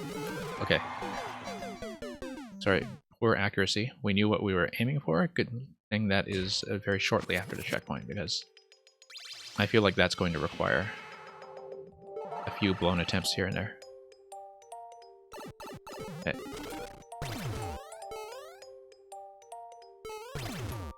Up we go.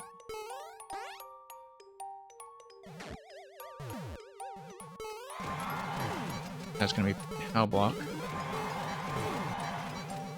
without activating the P.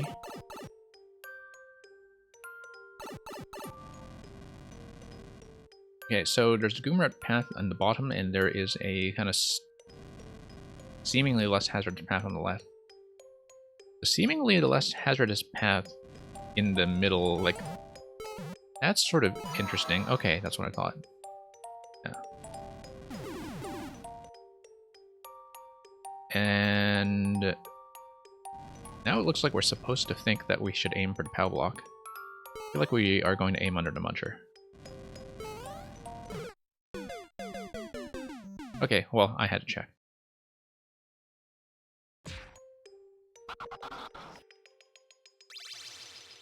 Oh, whoops. Yeah.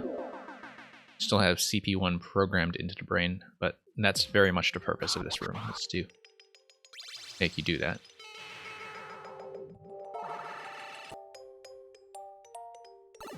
You gotta go? Okay, well, Hava Bones, I hope to get you at another point. I believe you were the one who offered me to bet on clearing the level quickly earlier, right? Yeah, I'm still up for that, if you want to come back at some point. And yeah, I know I spend longer per level than a lot of other streamers might, but we get to see some things here that we might not otherwise, and so that's why I do it that way.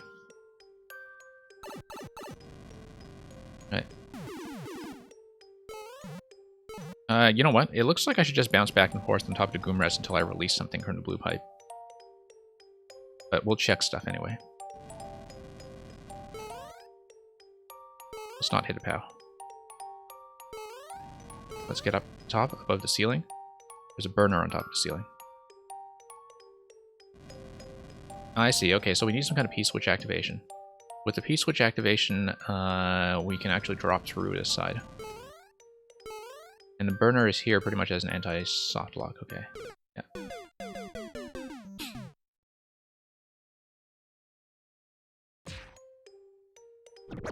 Okay.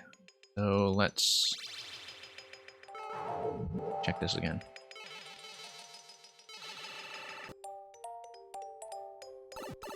Yeah, that is very kind.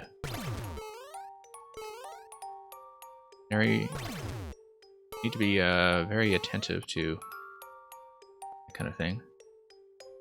I swear, this hard block segment here totally looks like it's supposed to be some kind of spike ball track. Or spike ball path, rather.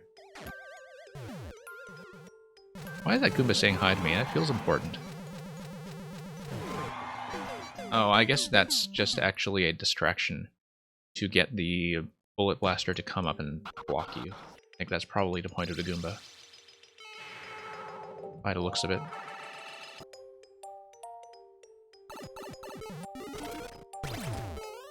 Okay.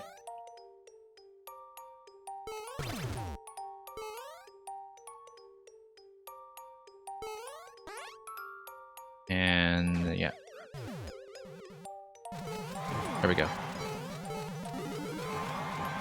That's like the one execution dependent thing in this entire level, and of course I have trouble with it.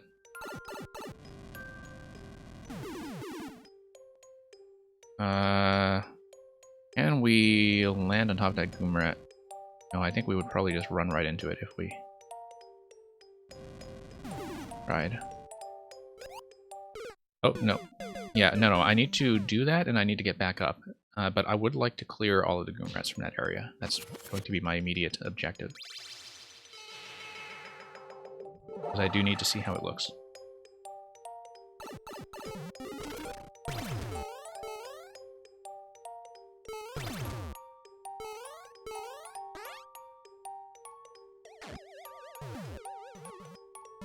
Yeah, Merlin, I think it's one of those things where, you know, it's hard to make troll levels that are not terrible, but when they are not terrible, they tend to be really, really good.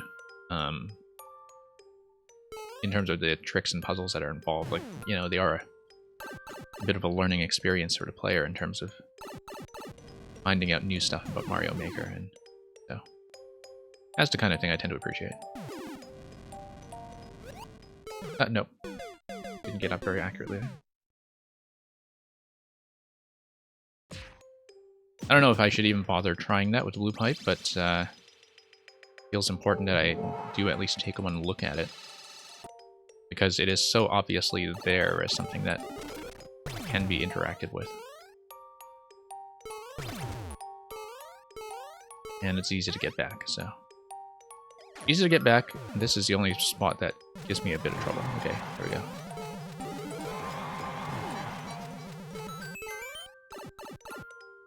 Don't run onto Goomrats. Okay, yeah, I guess I just need to unstick them like that. Yeah.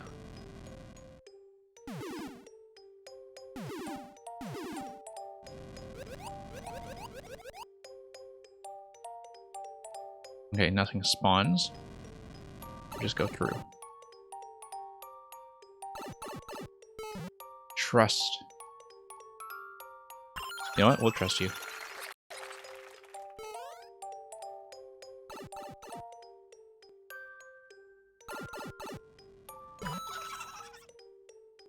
Okay. That is... Yeah, okay. I see. I see. Oh, you're not gonna let me die, okay. No jump CP1. Yeah, well, I know that's going to be CP1. It's too bad you didn't let me die there. I do know that's a CP1 door, but... Yeah. Just joking. Okay, great. Alright. It's funny because you fooled me into thinking that that was going to be... I was looking out for a door like that the whole level just in case there was a CP1 trap, and... We'll do the anti-softlock game once. I find that anti-softlock games, like, I'll do them once. I don't tend to enjoy them if I have to do them more than once. But What's the ultimate objective here? It's to get over, right? But in order to do that, I need to bumper. Okay.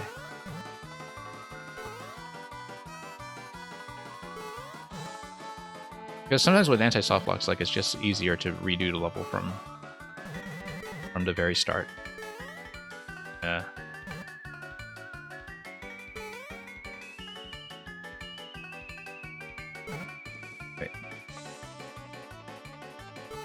Okay. Hang on. Yeah, it's the ice that's throwing me off this. Oh, and you gotta land. Alright. Fine. No. Timing here seems weird. Hang on. I may just start over, to be honest.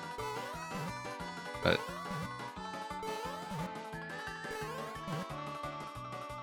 okay, let's try to do it at least once now. Okay. The ice is causing all kinds of trouble. Okay.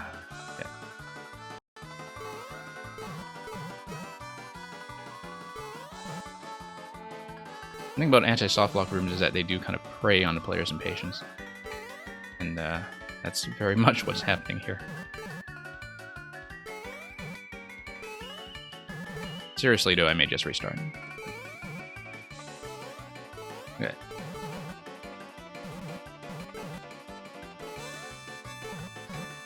Okay, there we go.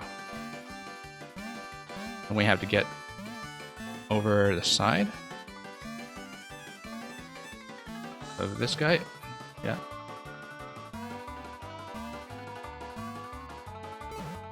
Okay.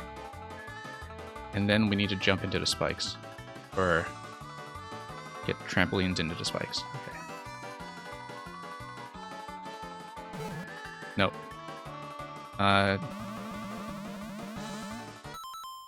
Nope.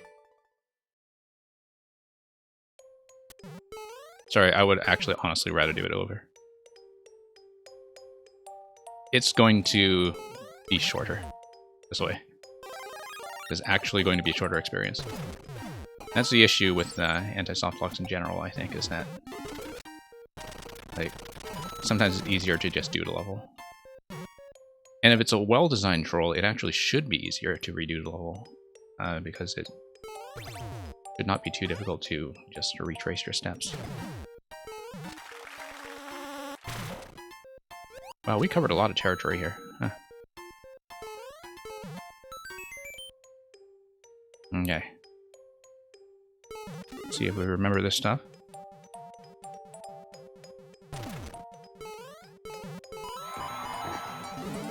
Okay.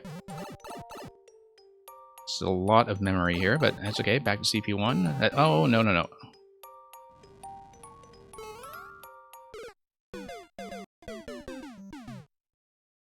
Trapezoid, I can switch to Luigi, Toad, or Toadette if you request that. And thank you for your patience, by the way. I know it's difficult when it's almost your turn to see me like lose a lot of time to a troll level, but we're very close with this one, so I want to finish it. Like, we see the solution and we were right at the flag. It's just that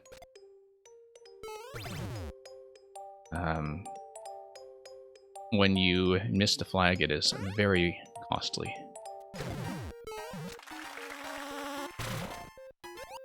And yeah, we don't need to worry too much about a speed record because Dr. Jinxie did say this would be re-uploaded anyway for fixes. And so yeah, we'll have Toad kick in the next attempt. Thank you for cashing that in. And it'll be right on time for your level, so...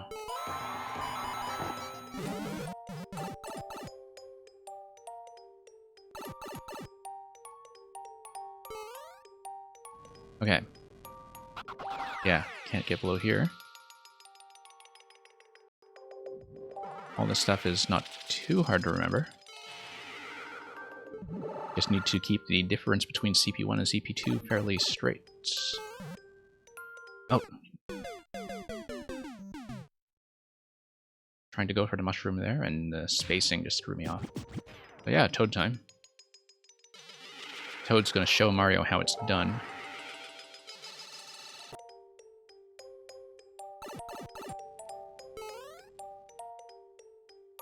And, okay, now Big Toad is gonna show Mario how it's done.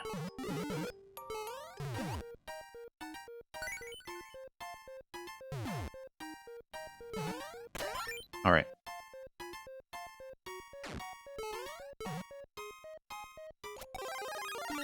Here we go. And that's going to be bomb. Yeah, that's fairly straightforward, at least.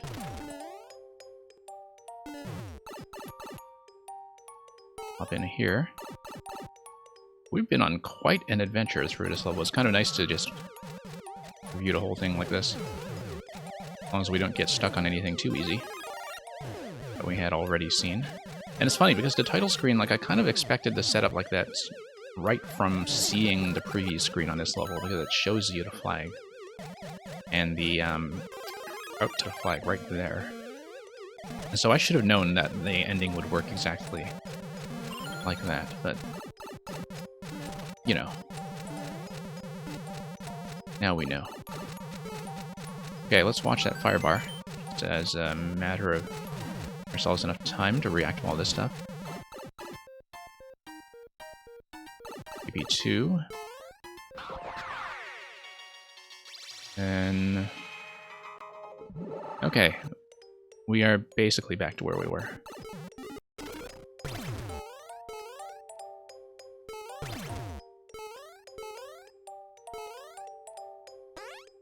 Okay, let's try to make this challenging jump.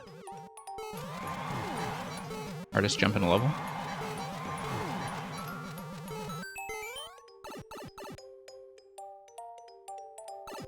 Okay, let's be careful about the Goomrats. Try to pop them like this.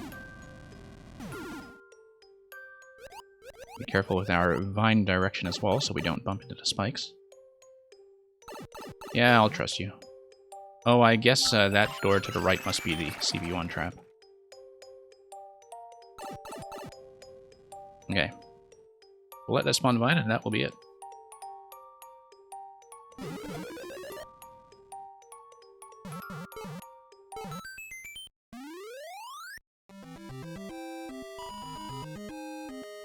Oh, another anti-soft block, okay. Okay, thank you for your patience, all of you. I know that was a very long wait, but we managed to get it, and we are still nowhere near the record that has been set by you-know-who. And yeah, seems like the way to do that was just to switch to Toad. So yeah, Merlin definitely got the second clear there with the record. So Alex did have to leave earlier and told me so we're going to bump him out of here.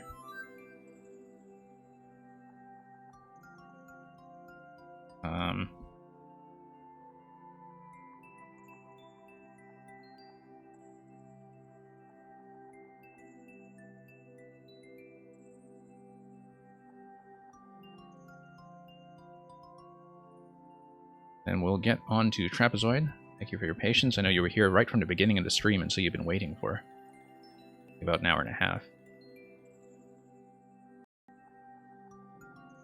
And that's what happens with viewer levels sometimes. Okay, Merlin, enjoy that. Yeah, lurking is perfectly fine. JSTG. Illusion Lagoon, 20 seconds. Very well liked. And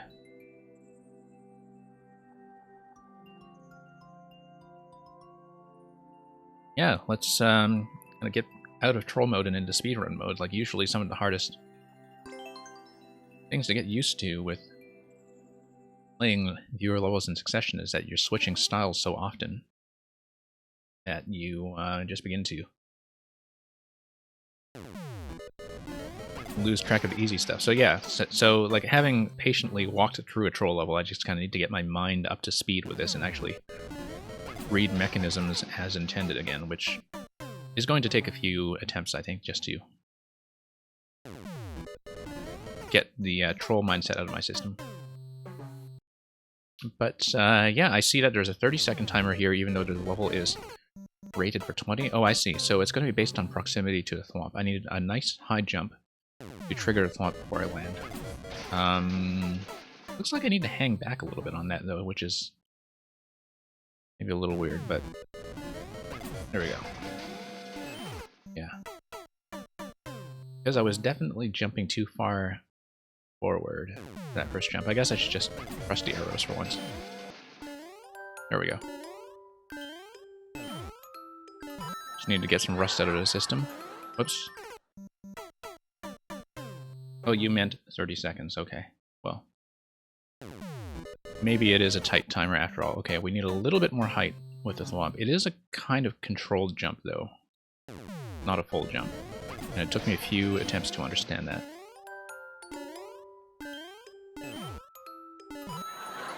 Okay, everything here is pretty smooth. That's a bit of a chase. That's a pipe. It was quite obviously going to be a pipe. Okay, here's a reflection idea again from what we had previously. Oh, no, we needed to hit this stuff. Yeah. Oh, interesting. So it's actually related to your other level. Hence what I was saying earlier about thinking that, okay, this is a concept that could definitely be repeated somehow. And we're going to be just slightly too late, but that's because we hesitated on the reflection switches. Yeah, I really need to see that concept make a comeback. I can definitely see why you showed me the other level first just as preparation. But even without that preparation, I think I would have been able to figure that out. And it's nice to have that kind of micro-puzzle element in a speed level, while also having enough time to read it. And also nice that you don't have to have like, perfect accuracy there. 3 seconds left? Yeah, okay, so this totally is timed for 30 seconds. We could have dropped a little further to the right there. There we go, and there's a THX 1138. So thank you for that, Trapezoid. Like I was saying earlier, the reflection idea definitely could have used a sequel, and we had it. I can see where we lost time off the world record there. We could have dropped directly to the right after the final pipe. Saved ourselves just a tiny bit of time. That was a pretty big landing zone.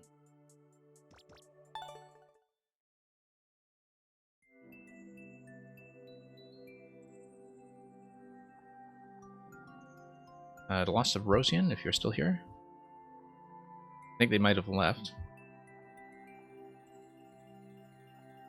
I think the Lost of Rosian was not too fond of my world policy earlier, but that's okay. Not for everybody. Lost of Rosian, if you want to check in, that would be a good idea. Twitch believes you are offline. The people coming afterwards are the following. Okay. Ava Bones, and then Merlin and Redux, okay. We'll just do a quick move here.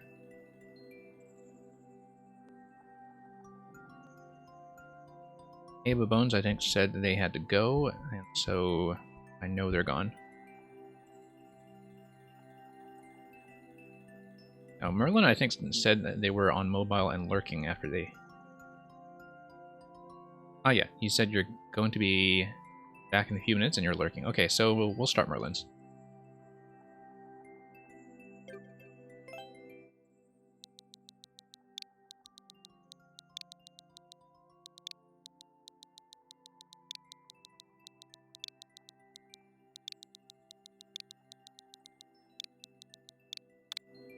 Okay, so let's take a look at this. Oh, this is the maker code, but we were progressing on...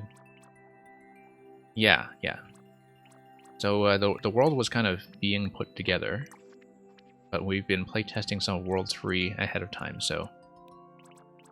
I assume that he just wants to show me 3-3, but there isn't a first clear on 3-4 yet.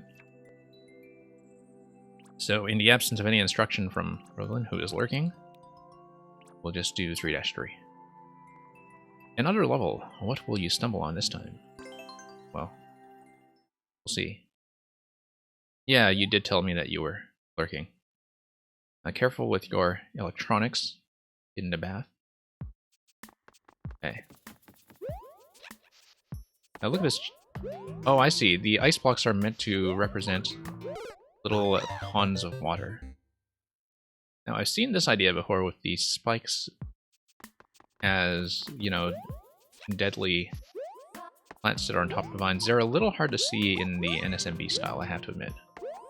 I can deal with it, but they are a little bit difficult to see.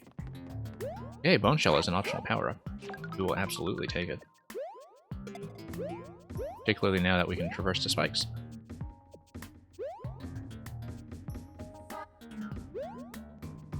Okay, there we go. And down into the water. It should... Okay. It is water. Good.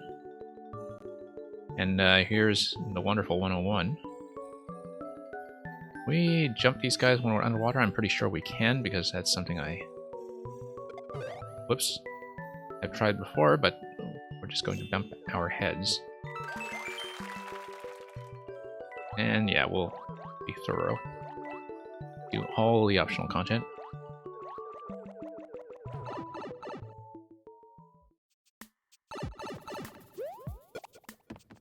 Okay.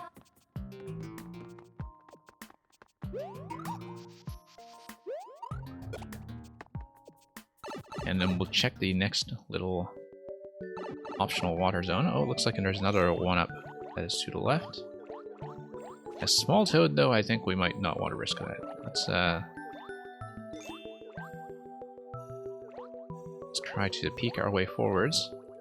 Oh, I see, and it's kind of connected to the top side, yeah. I'm going to swim down here anyway, just to see what's going on. 30 coin. Yeah, nice little shipwreck here. It's purely decorative. It's an inaccessible location, but you have these poor Goomerats who got shipwrecked down there and trapped. Oh, whoops. Yeah, like I've been saying, the spikes are a little bit hard to see, but I guess at least it's consistent. I should be thinking of every vine as deadly on the end, and if I'm thinking of it as something that's going to be the case 100% of the time, then it's a little easier to deal with. But you see what's going on here with the green on green? Like, it's visually a little bit difficult to map out. But yeah, Adleets is very consistent about having every vine be deadly. So I don't have to guess. As long as I'm able to see it in the first place. Oh. You can fully communicate again? Yeah, okay. That's helpful.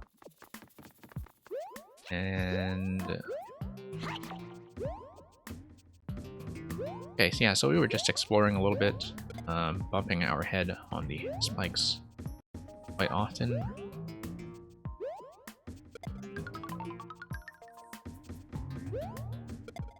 Yeah. I mean, part of it is that, like, I've honestly never liked the look of the Mario Maker spikes in any style, so it's not really your fault necessarily. I wonder how it would have looked if you had them just sticking out one tile past the vine, though, like whether it would still look connected like a plant, while making the spikes a little easier to see, because with the overlap there, I think it's a little challenging, particularly when it's on the green background. Okay, now that we have the bone shell, let's make a run at that one up. Swim very gently. There, yeah. I don't think I would have tried that when I was small. It's doable, but, you know, maybe not convenient. Okay.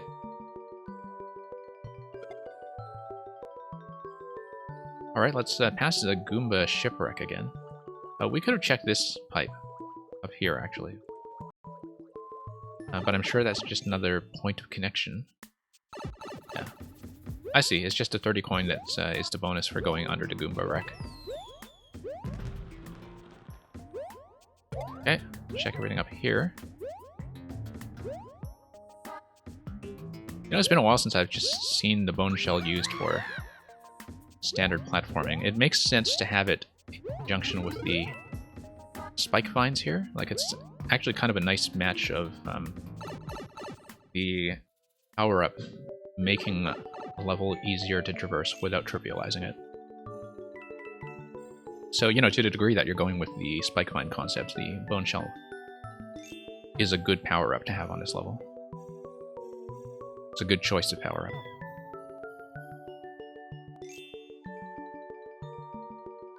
And it's sort of interesting to see it in this context just because, you know, the bone shell, since it was something that was original to Maker 2,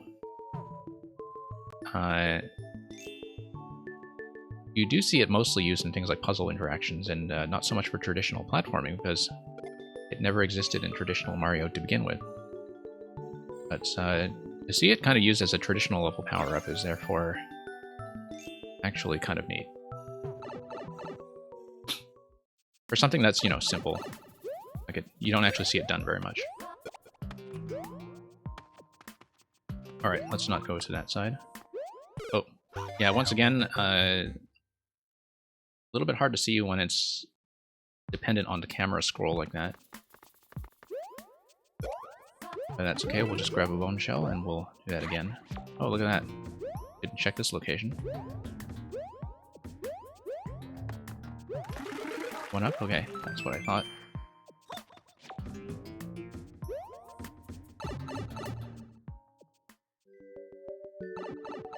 Yeah, actually, I do remember, Merlin, that you had the spike plants in a lot of the levels that you had shown me for the first time back when you were putting the old World 1 together. I do remember that concept.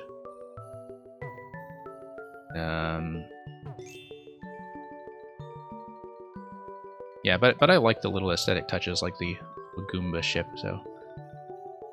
You know, you're not just being rewarded with the 30 coin on the right side that previous segment, you're also being rewarded with the little treat of seeing that animation. Yeah, we'll just have to mind our heads here. You see, like, yeah, this spike right here is very difficult to see when you are going up, but I know that you were trying to be consistent about having every vine behave that way.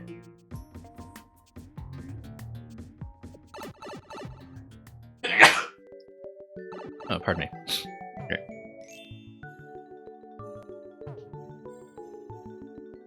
And okay, so this is going to be very much a classic sort of SMB1 style Cheep Cheep trap, with skulls denoting that there is nothing down there that awaits you in the depths except for, well, a dark, high-pressure environment from which you will never escape. So let's go through here. Swim under. And yeah, let's let that sheep pass under us, and so we'll just clear ourselves a little bit of room. I actually find it quite satisfying to... Oh, you can't do the invincibility underwater. Okay, yeah. I was about to say, I find it's quite satisfying to use the bone shell underwater. Now you have it push you up slightly, and there we go.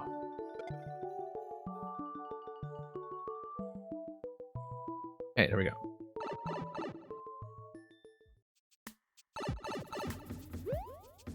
And up we go. And yeah, of course we're going to check it. Oh! Oh, that was unexpected. I thought the bone shell was going to catch me. Dying right at the flag is something that is a bit of a tradition on the stream.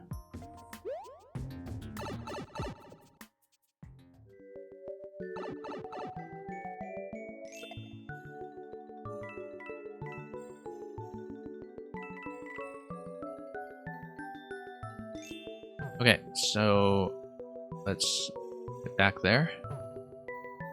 And maybe not fail in quite the same way. And yeah, we can just hug a one-tile ceiling with the bone shell. Incredible to think that this only came with Maker 2. It feels like it's been around forever, and it's one of those things that I occasionally forget was not already in Mario Maker 1. As the bone shell is actually such a satisfying item to play with.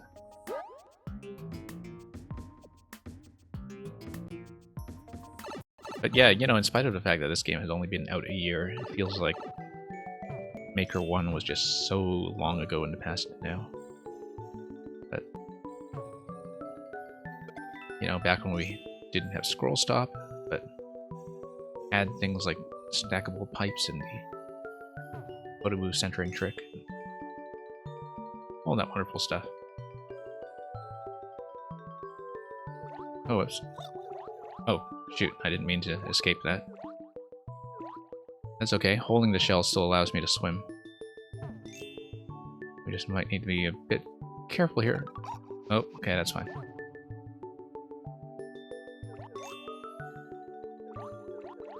Well, we can see the tuning of this level with a standard swimming controls, but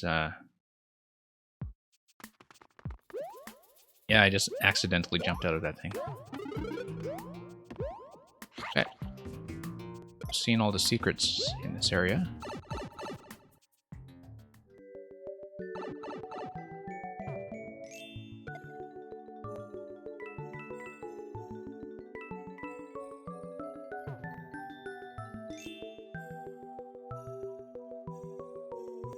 Okay.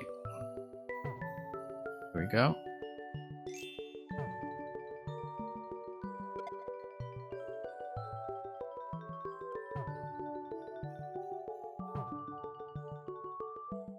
But yeah, like Misto was saying earlier, it is much more typical to see the bone shell used for, you know, the things that it kind of hard counters, like lava and poison.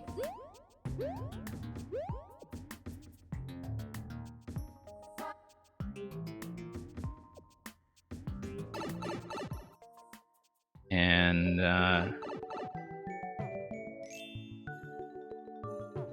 okay, so let's swim through here again once more.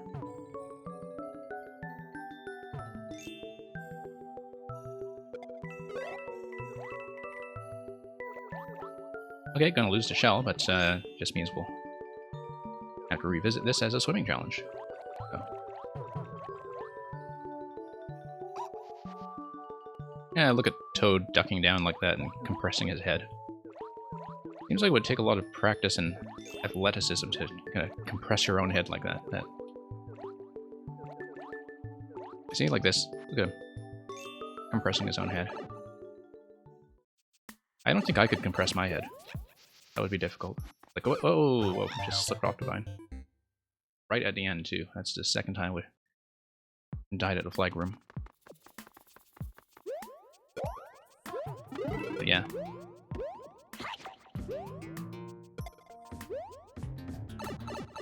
I mean, I don't mind the vine and spike idea at all. It gives the course a lot of thematic coherence, and it is something that you have used to build a whole world around that concept before, and so I understand it. But yeah, number one thing being in NSMBU, it can be a bit hard to see. Like, on top of these semi-solids here underwater, they're very easy to see because of the color contrast. But in the underground style, with the kind of mineral semi-solids, they are a bit harder to make out. And the other thing being that, like, it is very easy, as you can see, to take a lot of careless depths on those things. But, you know, it's one of those things that you just learn through seeing this play tested. Nah, I'm going to get it clear. I die at flagpoles a lot, as you probably know already from being around on the stream. Sometimes I'll beat a level and I'll just try some kind of bonus thing at the end to grab the top of the flagpole, and that's how the deaths usually happen. So, I do feel like I want to clear it.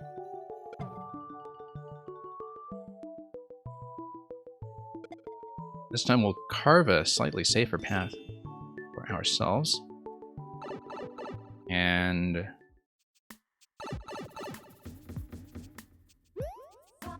okay. Oh, I see, and I can just jump on top of the fish.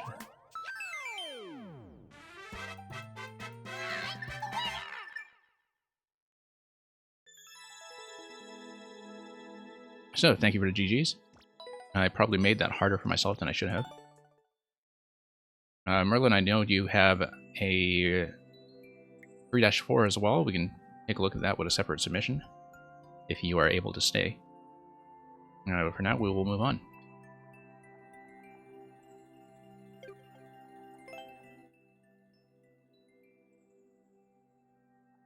Hey, Redox, you will be next.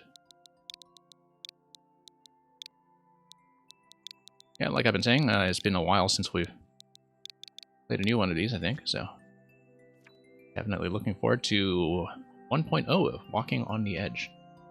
Just give me 1 second, I'll be right back.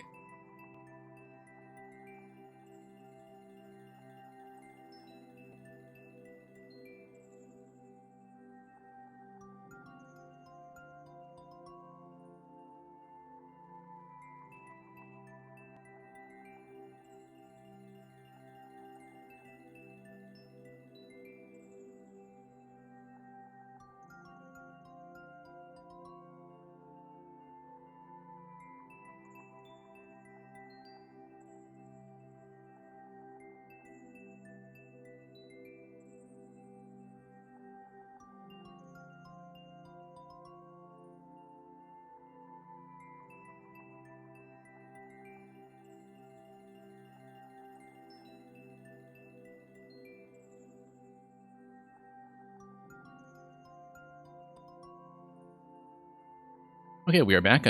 Thank you for the new submission from Merlin. We'll hopefully see your 3-4 if you're able to stay for that.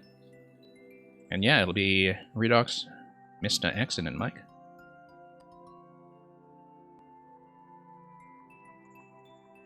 So, Walking on the Edge, 2 coins long jump, 1 coin is jump. Yeah, that's standard Redox notation, and actually a fairly generous 3.5%.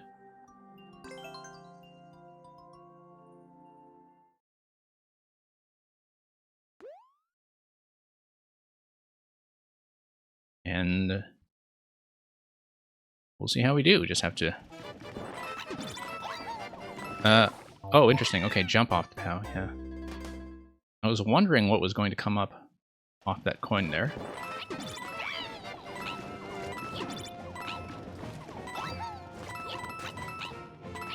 Okay.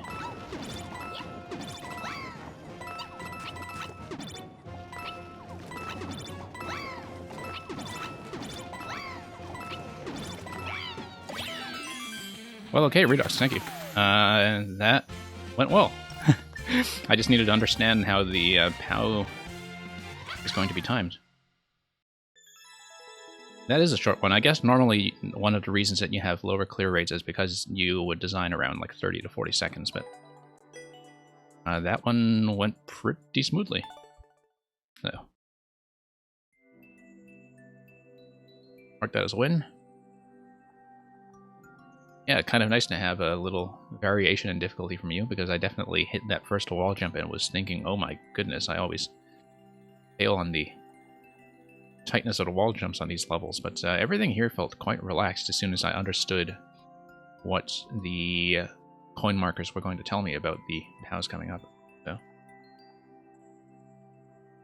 whoops, forgot the exclamation mark there. That was rather embarrassing. And thank you for the GGs. Mista, that is a particularly nice little Yoshi GG from you. Choice of emote, so let's take a look at yours. RJ7. FCY. 9FF. Oh yeah, this one. Okay, no, I don't... Yeah, we didn't really give it a fair chance the other day, because I was very tired and kind of failing at some pretty easy stuff, so I certainly don't mind taking a fresh attempt at it. And we'll hopefully get it this time. Whoa. No, we have to go pretty much right away, even though the timer is relaxed. Yeah, I played this earlier in the week and was just failing miserably at it. But we'll hopefully do a bit better. Like, I'll know for sure whether it was just me being tired, or if this is actually, you know, in the 0.6% zone of being rather difficult. I think it's a bit of both. Oh, whoops. Yeah, it is fairly tough. But tough in a playable way, so.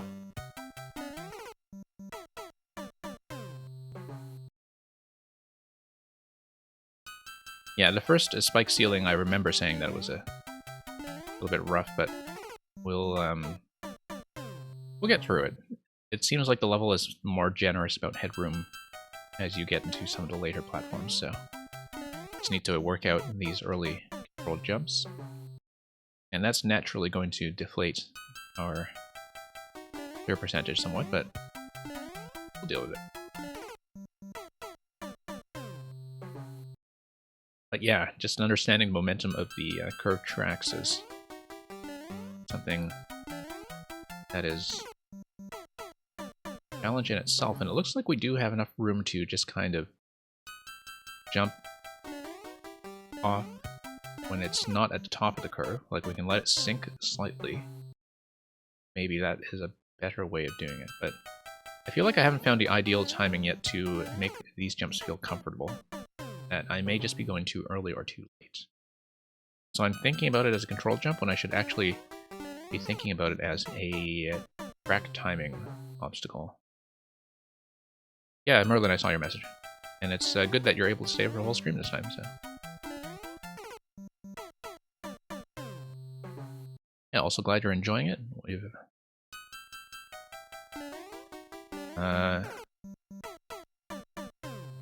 hopefully chance to show off some good levels today, and we'll hopefully get through this one fairly soon. So, as I say in the stream title, normally this week we would, of course, be watching Treehouse live from E3 pretty much all week. This time last year I was not streaming yet, so that would definitely have been what I was doing. But instead of watching preview footage of Paper Mario, you can watch this instead. I was a little slow on this entire obstacle, and I knew that from last time. I knew that that timing was a bit strict. But yeah, in the absence of that, I'm glad I can provide some Mario Maker for the rest of you. Merlin, I don't know what command you are trying. I don't have follow age set up, so I'm not sure what information you were trying to get. Because my bot doesn't handle that.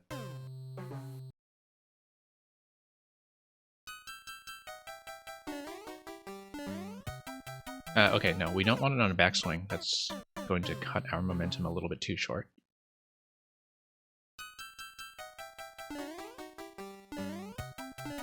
Okay.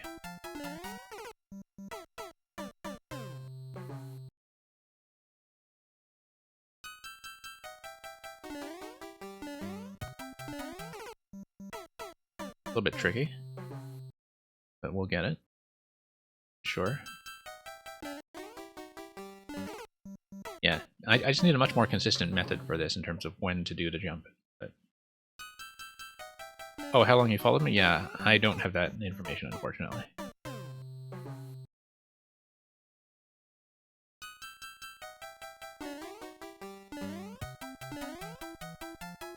I'll see if it's something that actually is accessible in the Twitch API. No, I don't want a high bounce off that because of the spike on the ceiling. Low bounce is probably good. Need to read ahead to see where that takes me at the end. And yeah, the last time we played this level, of course, the kind of look of the 000 scoreline on the top right was pointed out to me because of the way it overlays the clouds like cute little goggles. You know? Now that that was pointed out to me last time, I cannot unsee it. And that's still very amusing.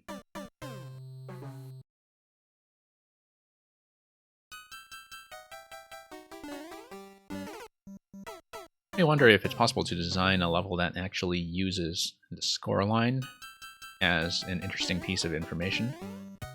You'd have to be very careful. Well, I mean, first of all, it would just not be playable in a world context. It would have to be playable alone. Secondly, you'd have to be very careful about what you actually let the player jump on or collect. Like, you need to control pretty much every single thing that could get them a score, but it feels like something that actually uses the scoreline in some kind of mechanical way is something I've never seen before, so. I've seen people design around it aesthetically, like creating a little box around it maybe. No, we want 3 bounces. Sort of medium bounce, high bounce. Bounce timing on a Goomba does feel like it takes a little bit trial and error to sort out, but then I, just haven't seen that enough to know that for sure yet. And I mean, I do have the visual information to read the track at the same time, so it's not that much of an issue, but it's more that because I have the high bounce restricted here by the upper spikes, like that's the thing that makes it a little bit rough. Because it means you don't have the flexibility to sort of overshoot or overdo the timing. Oh, you did it with a red on-off block. Okay, interesting. Interesting.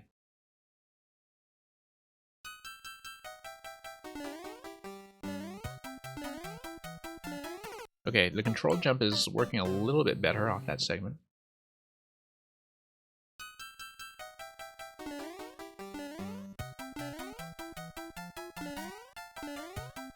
Alright. Okay, not enough of a dash there.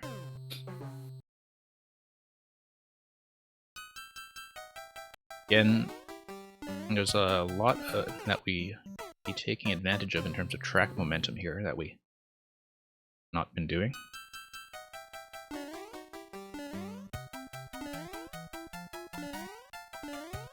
Okay, there you go.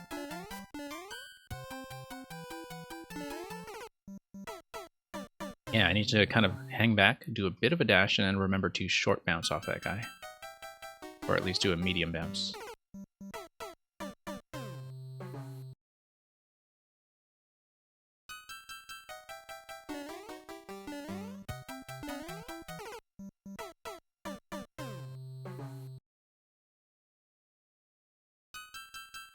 Yeah.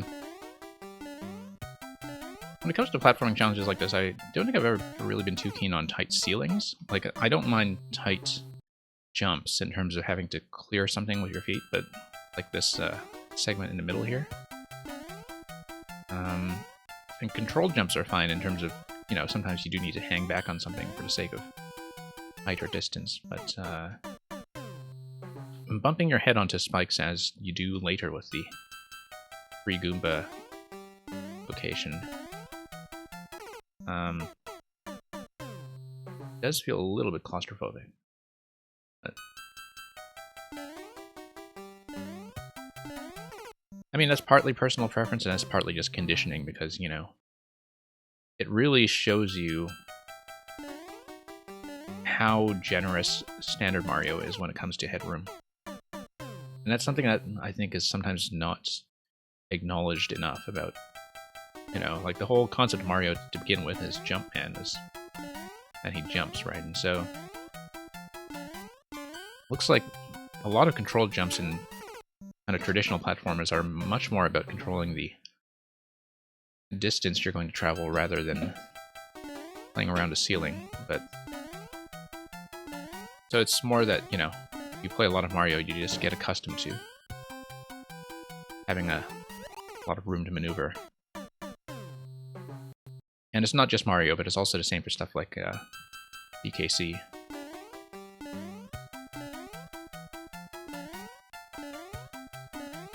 But, I mean, I guess it's more the kind of Celeste-style platformers that started to popularize this stuff.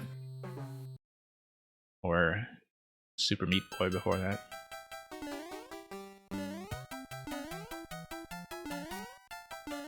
But You know, and some people definitely prefer that as their style of platformer. Like, it was not surprising to me to find that, you know, something like Celeste was really, for certain kinds of players, the best thing they had ever seen. Because it was kind of the best execution of that particular style of tightness and obstacle design. But also kind of showed me that, you know, as much as I enjoyed that game, that's not really my style, that's all.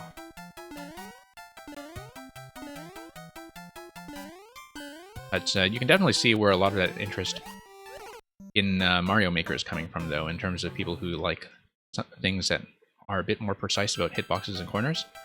Like, it's totally valid to design for that audience, because there is an audience like that that values that style of challenge. That's totally valid. And we're doing a little bit better at this with practice. Yeah, and Kaizo ROM hacks definitely. Like, I feel like the whole sort of identity of Kaizo ROM hacks is in enforcing a great deal of precision. It's funny, I think it was only a few years ago that I really began to see, with Maker 1, the term Kaizo come into kind of popular conversation, in spite of the fact that ROM hacks have been around for so long. I know that it started out with an original sort of Kaizo Mario world, but that a lot of the ROM hacking scene seems to have revived as a result of the Maker scene simultaneously growing it. You know, like, you have the really big event ROM hacks that are by people like Panga and Barb and so on, and while the Kaizo community definitely sort of existed beforehand, it seemed like a lot of those makers never came to, certainly not to my attention, until I started paying attention to Mario Maker.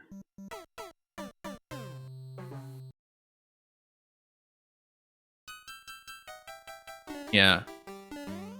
I'm not really a ROM hack player, but I remember watching the squad stream they did of Grand Poo World 2 when it came out, where they just had 4 streamers play it simultaneously on split screen. Like, that was a really neat little community streaming event, just to see that happen. Okay, I just completely misjudged that. I guess for timing reasons to synchronize with the track, I should not get too far ahead to the Koopa. I should actually make use of the pendulum block. A nice controlled jump. I do like that whole segment, though. Like, all that stuff past the Goomba check, like, that's kind of neat. And that everything is sort of on this global track timer. You know, where it's dependent on this one platform. Okay, we're a little bit slow there, but that was clearly the right timing. We just need some lower jumps on both the Koopa and on the platform before it. But in terms of the timing window to fall into that slot onto the lower platform, I do see now what I'm supposed to do. So that's becoming clearer. And I think this is already better progression than we had on the previous session where we attempted this. So, but yeah, it is a very nice level to look at if you think about, you know, things like how the ceilings are supported by the mushroom columns and so on. That's it does have a very coherent look, and so it's not something very abstract. It makes the whole thing kind of pleasant to read.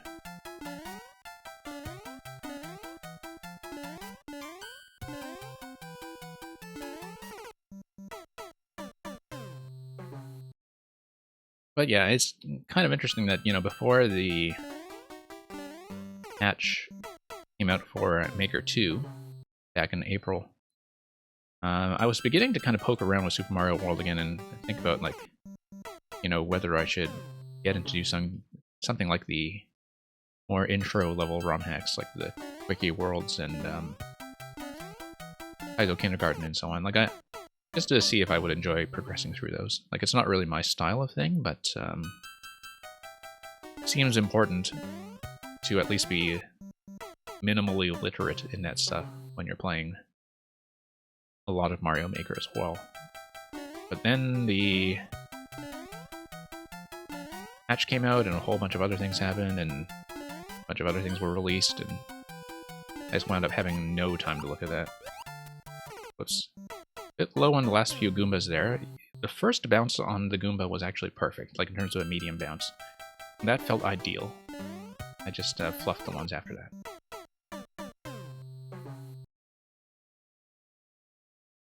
Same sprites, different levels. Okay, interesting.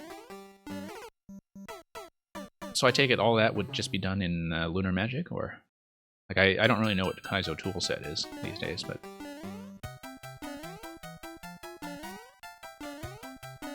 As I said, I don't really follow the scene.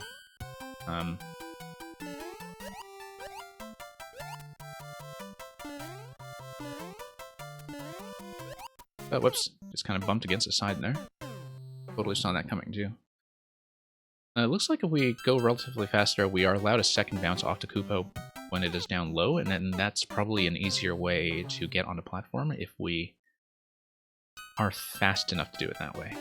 Like, when you get on the flying Paratroopa quickly, drop it, bounce on the Koopa when it has no wings, and then the jump should feel more comfortable. SSDL has a few levels that border on the edge of being Kaizo. Oh, I see, okay. Yeah. See, most of what I know about the ROM hack scene is pretty much entirely the Kaizo stuff. Like, you know, you hear about the big stuff like Grand Poo World and Invictus and so on, but it is a fairly big scene, you know, on things like SMW Central and so on, that I just don't know much about that. In spite of the fact that, you know, I've been aware of its existence for a long time, I just never paid attention to it. But yeah, just it's sort of interesting what becomes the core of a ROM hack scene for a given game, in that, you know, with stuff like Link to the Past, for instance, you've seen randomizer races become the big popular thing all of a sudden. Like, it seems like randomizer races just totally exploded overnight.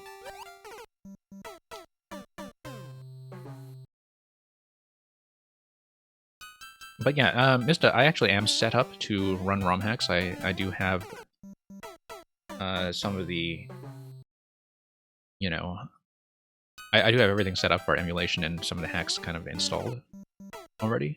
I just haven't gotten around to playing them, or setting up to stream from emulation, which is simple, but I just haven't done it yet.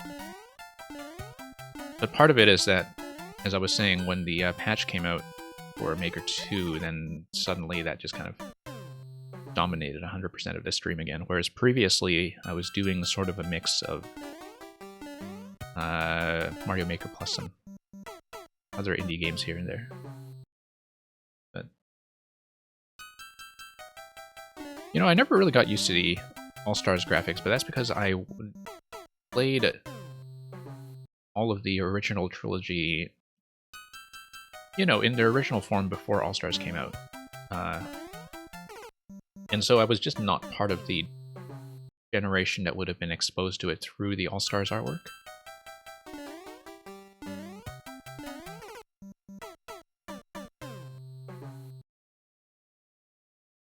And, hey.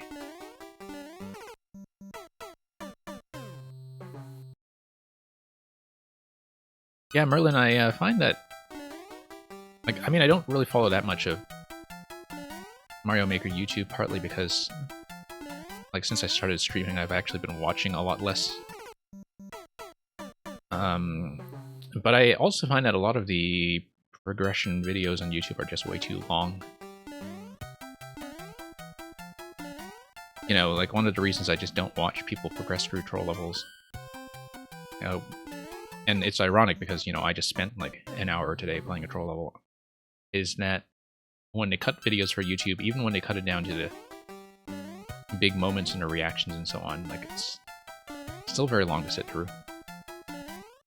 And at that point, like, if I'm not really necessarily into the personality of the person who is doing the streaming, I might as well just play it out myself. But I know some of them make it very entertaining, and that's why they both have massive followings. Like, you know, people like Carl and DGR and so on that always have their followers design courses that are tagged for them.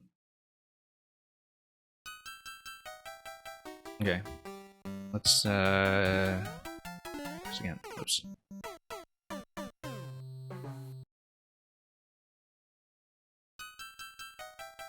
Yeah, I gotta say I've never really known the original Game Boy Super Mario Land games very well. Like, I played them very briefly, and I revisited them briefly in emulation a little while ago, but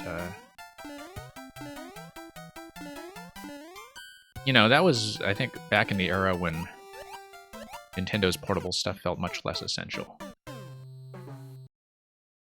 I think it was really only with the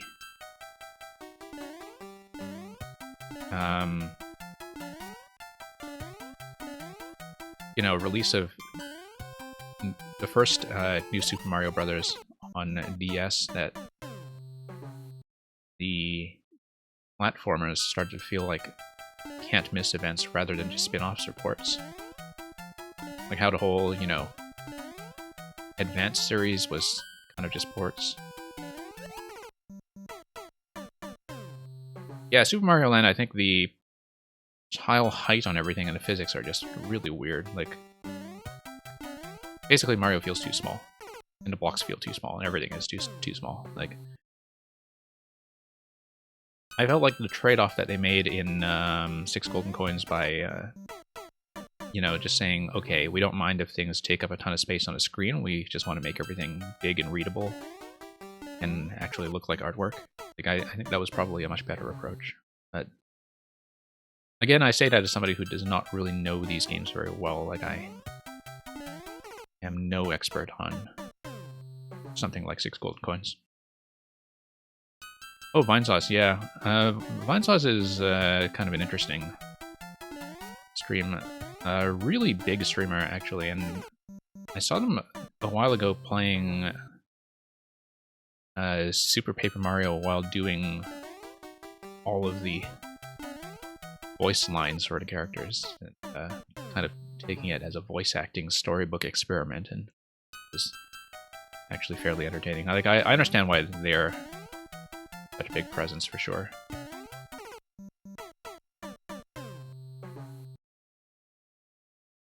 Like, I find that for a lot of the people who are the mega popular streamers or YouTubers, it tends to be very clear when you see their stuff why they are that big. Like, even if they're not quite your type, it's usually pretty obvious why they have a massive audience.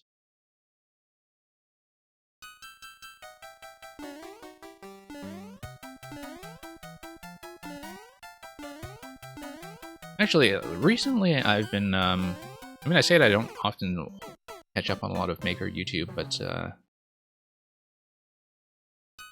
I've, no, I can still make this.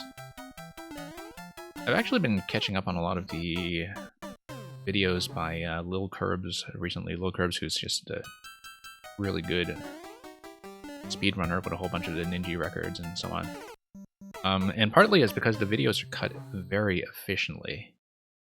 That he'll just, you know, do something extremely difficult, get the first clear, show off the trick in slow-mo, show off this trick in real time, and then slap something on as a wall, and that's the whole video, and you see the whole thing in 5 minutes, and you get a very complete sense of, first of all, what the level looks like, and secondly, how good he really is as a player. Like, really, really solid player.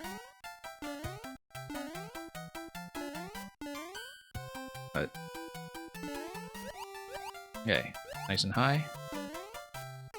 Okay, we could have just stayed on the platform. I think it's probably better not to jump off of that right away, and then we can control our jump onto the next pendulum block a little better. I am going to close the queue pretty soon, by the way, because I think we'll only really be finishing the ones that are in queue currently. But so this will be last call. If you are watching and you have anything to submit my way, then that will probably be it. If Alex comes back, I'll take a submission from him simply because he told me earlier he'd have to drop out and come back. But other than that, I think we will probably just finish off with the remaining levels that we have here already. So I'll be closing after one or two more attempts on this level. I will be continuing to play this level, and I'll also finish for sure the ones who are in the queue. But I'm just going to stop taking new submissions in about a minute.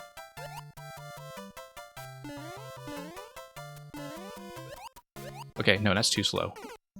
I do need to just drop in directly from Koopa. Okay.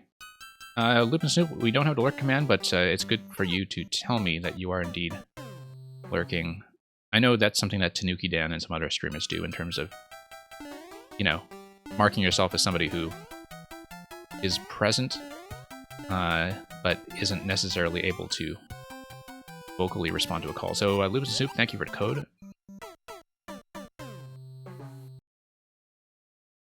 And it's likely you'll be the last one today, actually. But let's just get through this for a little longer first and kind of learn it as we go. Still dying quite a bit to that spike.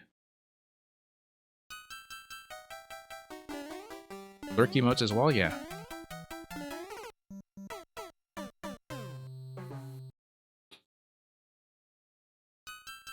Okay.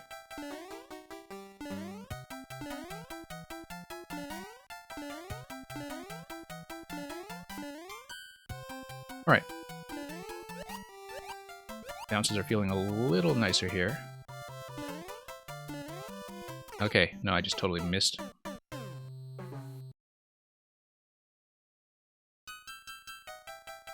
Yeah, I think that definitely counts.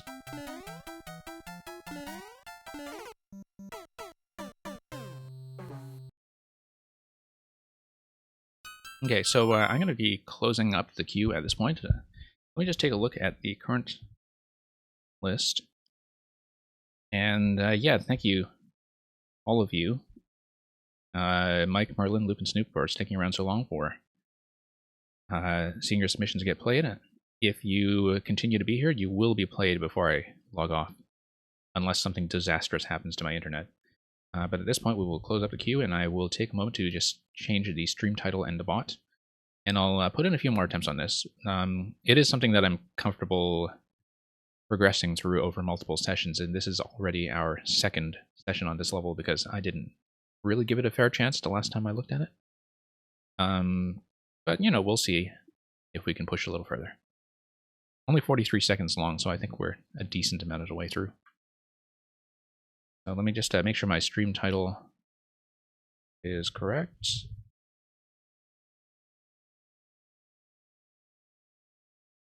And we'll also get a refresh on the bot just to make sure it's actually displaying closure, which is not always the case. Try to reconnect it. Yeah, there we go. Closed. Oh, AMC, you okay? No, AMC. Sorry, let me reopen and let you open that up because you just missed our reopening by a minute. So AMC, if you want to plug that in very quickly, unless yeah, AMC. I literally just closed and refreshed the bot, and that's why. So yeah, if you want to put in your code now, I will take that one as my last one.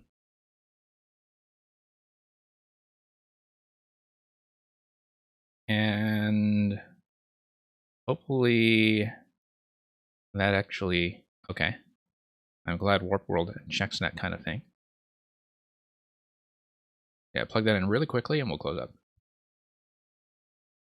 1 WG, okay, I see. And let's see, okay, Palace of Punishment, okay. That sounds auspicious. Oh yeah, let me make sure the bot is once again displaying. And yeah, that's why I've been taking care to try to force Warp World to refresh, because sometimes it is still marked as open until somebody pings it, even if I have already closed the queue. So yeah, so that will be the list of the people remaining, and we'll put in a few more attempts on this and probably, well, we'll go as long as needed to look at the rest. So, but it'll be a list we can keep under control. I've been going massively overtime on a lot of streams lately, simply from taking too long to close. But, yeah, if you are here, we will get to you, for sure. For something that's labeled a Palace of Punishment, I don't know if I'll finish that in today's session, but if I don't, you know, I'm willing to progress through levels over multiple sessions, and that's actually exactly what I'm doing with the one that you see currently, so... Oops. Once we kind of get back into the swing of things in a literal sense, and back to where I was, here we go. Okay. Okay, this is going a lot better all around. Yeah, it seems like maybe a short hop on the Paratroopa, just for the sake of having room to move to the side and drop onto the platform. Like, I need to get timing down on that, because I think just a short bounce on the Koopa while it still has the wings on is probably the better solution. But the last time I tried that, I was a little bit behind on timing, so... Nobody has beaten it with over 1k attempts, okay. Well, even if I am nowhere close to getting the first clear on that one, I, first of all, thank you for offering that to me, and secondly, with levels of that difficulty, you know, sometimes I'll at least try to pass a few of the early sections and obstacles just to figure things out as we go, so... Certainly don't mind being sent hard levels, I just can't promise to clear them.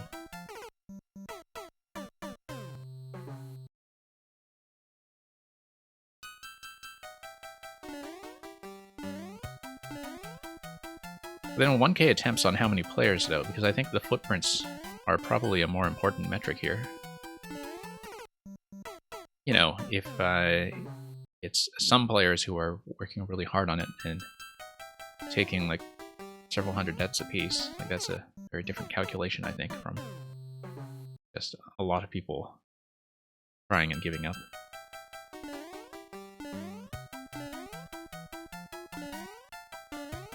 But still, I mean, you know, it does mean that even with the first clear, you're already destined for a clear rate under 0.1. Whoops, I was not paying attention. 26 players, yeah, that's, I mean, that's still tough. I'm expecting it to be tough.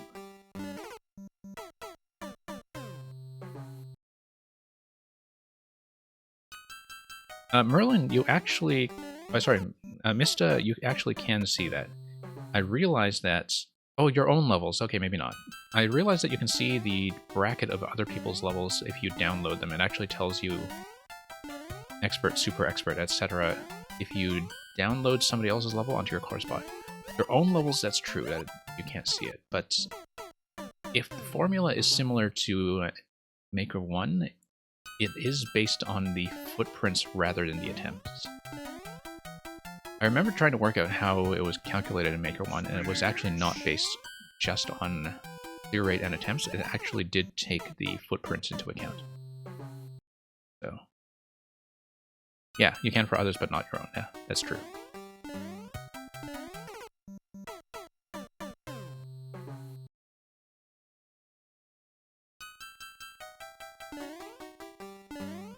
Okay. Getting slightly better at this.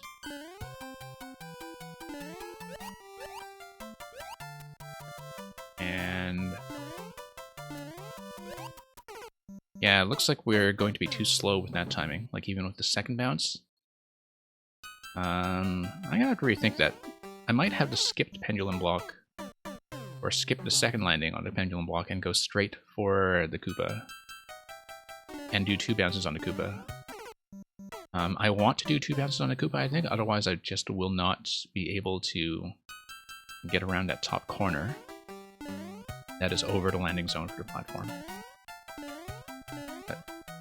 We'll figure that out. This is going a little better, at least. Oh, okay, no. That's gonna be too low. But if I skip the pendulum entirely and go straight for the Koopa, I think that'll be too fast. Like, it doesn't give me enough time to get in position. Whoops. Bit of a brain fart there and went too slow. So yeah, we'll at least figure that part out, and then we'll see how we're doing for time, Mista. And then I want to at least beat that landing segment after the Koopa, so we feel like we've made a meaningful piece of progression. But I am kind of expecting that I might have to finish this on a third section. But land on both sides of the pendulum and then short bounce to Koopa. Yeah, that's what I tried on a previous attempt, and it seemed like I was just a bit too slow on that. Like that I would not have been able to get to the low platform in time, but I think that was really my timing. It was not so much the level's timing. Whoops. The poor adjustment there as we tried to dodge the spike.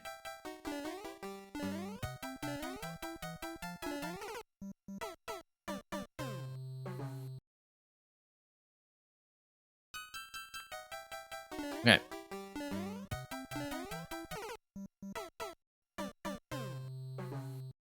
And the early jumps are beginning to feel a bit more comfortable, though, even though, you know, I mean, I'm not doing well at them, but they generally are going better. I just needed to really get into the pattern of this level. Okay, no, that's too high bounce. That's the issue there. It really does feel like I have to go low, though. Like, otherwise the landing arc coming off the Koopa when it still has wings on just does not work.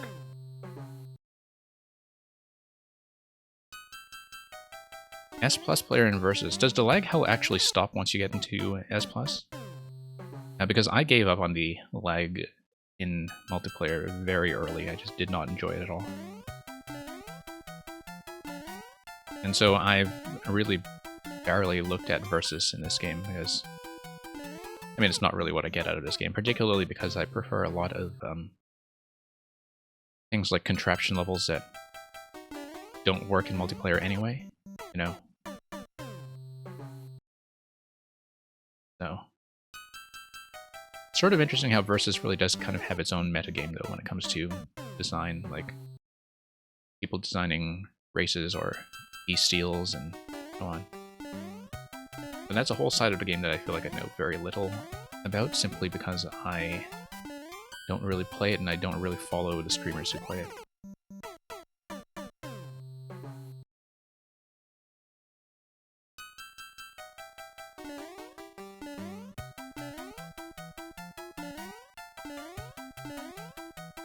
But yeah, you know, it's Nintendo. I think we're all used to the fact that networking is not their strong suit.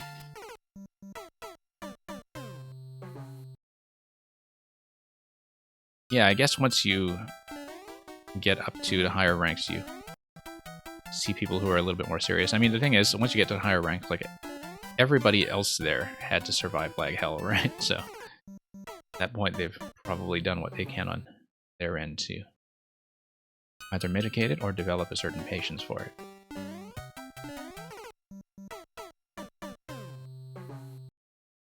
But yeah, I kind of agree with Mista there that, you know, even a few frames of stuttering here and there just wreck the smoothness of the platforming experience in a way that makes me wonder, like, why am I playing this?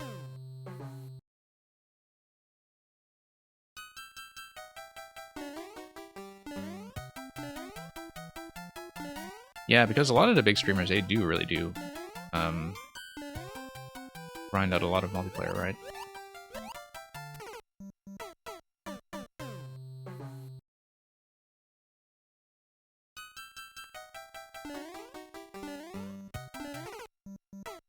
I mean, just given the usual time slot that I'm in, like, I used to watch Orator quite a bit. Not as much as I used to, but I know that he grinds like crazy in S+, and boos every level, almost.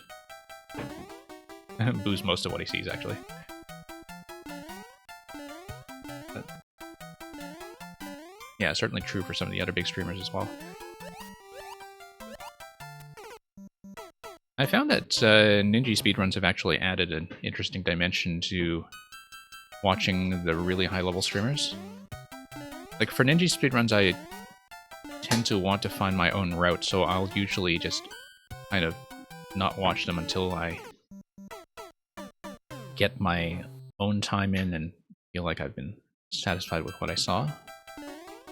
But it is really interesting to watch people who are serious speedrunners kind of go through the whole phase of the routing and the practice for something that doesn't have a lot of developed theory behind it in terms of people having had a chance to learn a level for very long, so.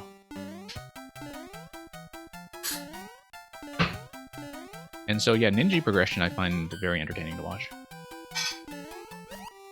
Especially if I've kind of wiped on a level for a while already myself, or felt satisfied with my time and just want to see what they're doing on their side.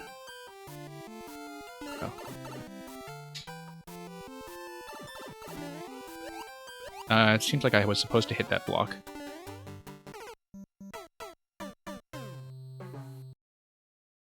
Okay, so we made some progression here. Let me just check how much time I've spent on this one, because I feel like because we managed to progress through the first segment and have not been trapped past a checkpoint, that I might just sort of consider this meaningful progression at this point and move on for the time being. So yeah, we spent about half an hour on it. So, Mista, you are absolutely welcome to continue submitting this to me, unless you would want to send me something else. We are learning it a part at a time, and that's perfectly fine. I do think there were some knowledge barriers that we only really needed to get over once, so thank you for that. We will soft remove it, and we will move on.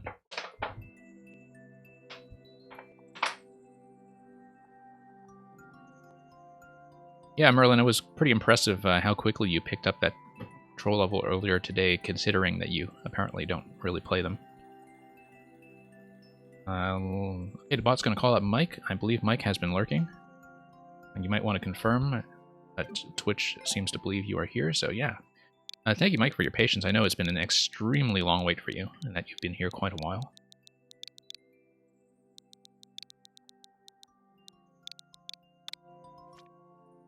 Yeah, I know a lot of streamers try to keep things reasonable to like 15 to 20 minutes at a time, but I find that I see maybe a little bit of a different style of level sometimes when I'm on a more relaxed timetable, so. And this is going to be a bit of a change for us as we get into a 10-second Inferno speedrun, where you have to be faster than flames. Low clear percentage, but given the low time limits, I would assume that there are tons of repeated deaths, 2 clears on 7 footprints, and actually decently generous margin for that world record. So as far as the time goes, it's not going to be like frame by frame tight. So, and it is a cool thumbnail. Definitely compliments on that thumbnail. Oh, okay, that's going to be... Okay, so it's going to be a bit of a reading challenge. We have to go fast, but I need to take some attempts to just read this. Hang on.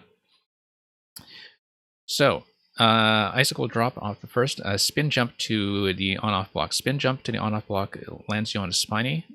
It also... Well, it doesn't really do much for the Muncher.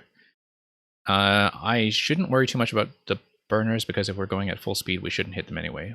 We probably want to hit the second... No, we don't want to hit the second on-off because we want the... Oh, the gap after the thought to the left to be open. So, yeah, no, hitting both on-off switches is the solution. We have to anyway. Because the Icicle will drop. That spot will be open. Okay, so spin jump, jump, hit the P-switch. Let's do that first, and then we'll see what we're stuck on. Okay. Cannonball. Okay, we might just be slow there. Yeah. Whoops, just missed. I don't need to be afraid of the Burner or the Spiny, I think. That's just... like, just going fast will take care of that for us.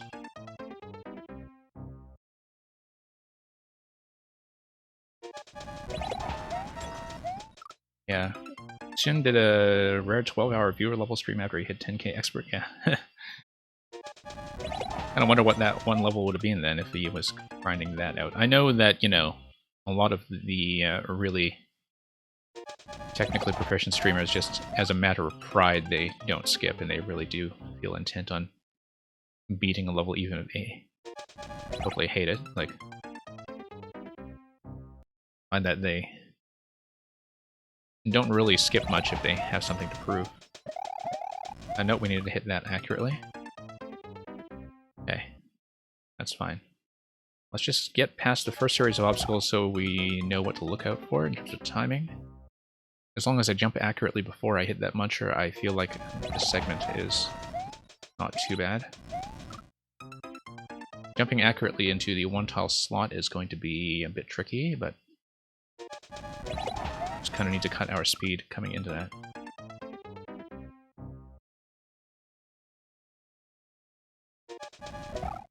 I guess the advantage to developing a room like this on a tight timer is that you don't need to worry about the player just kind of getting everything out of sync and making it unplayable. You can just playtest it around the intended timing. Definitely a bit of a reading challenge. As we go. Okay, let's try to land accurately. Okay. Maybe I should spin jump into there. Just as a way of controlling my height. I don't have a very good visual estimation sometimes of how high a jump is going to take me, but one tile accuracy in that landing spot, that's going to be tall order, but and I feel like I need to make that corner under the thwomp much tighter in general.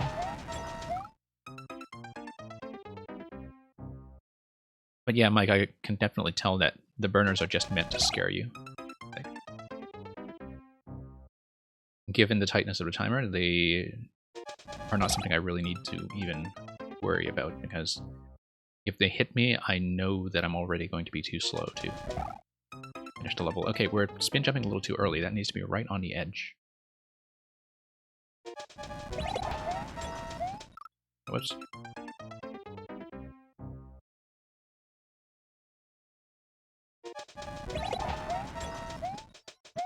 No, miss. Okay.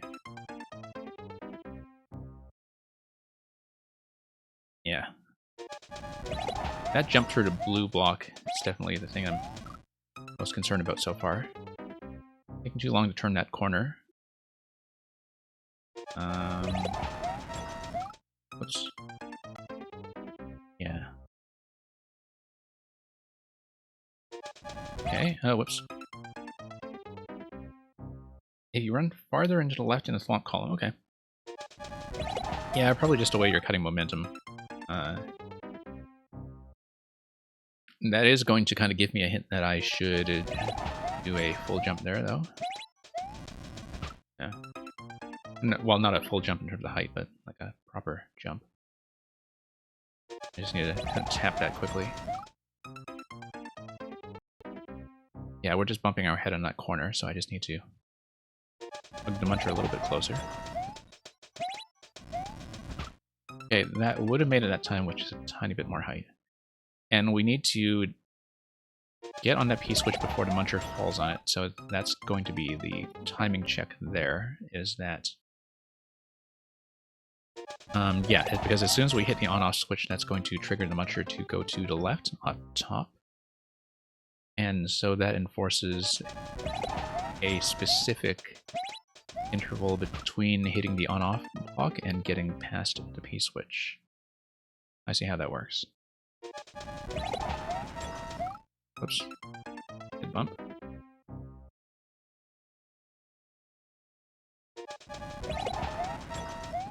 And, Okay, we didn't actually get to read this properly. We needed to go up past Spiny, yeah, and jump before the Spiny or the Cannonball catches us. I just missed that and fell. I need to jump high and then turn right. Jump high, turn right, and then just race all the way to the right and drop on the 1-up. It seems like that jump is the main thing we should be worried about at this point, because I've basically seen what I need to get through everything up to that point. I just need a very tight timing on the jump up to the top row, and everything kind of feels manageable from here, except we were too slow on that jump. We need to be very, very quick and precise.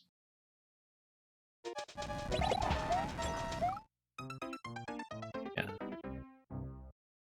I kind of hesitated a bit too much going into that jump just for the sake of accuracy. I don't really have the flexibility to do that. So yeah, traditional hard levels, that's honestly one of my comfort zones as well. I find that in terms of clear rate, that's something like, you know, the 1 to 5% zone is kind of perfect for me, but I mean, obviously I quite like doing puzzle levels on the stream, and also boss battles I find are quite good. I am one of the kinds of Mario players who really does like bosses, because they have the right mix of execution and pattern reading, and also kind of learning new things about contraptions and interactions. Quite often you see them use familiar elements in a very new context. I always find that to be fairly valuable. Okay, we're hanging a little bit too far left on that jump because of the way that we are cutting momentum. The speed seems fine. It's just that when we cut momentum by trying to fit into that slot, we are ramming into this spike, and so we need to be careful about our directional facing there. Yeah.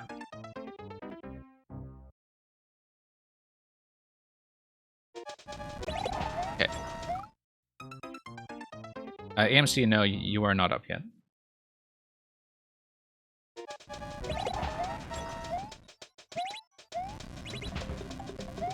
But we will definitely get to you.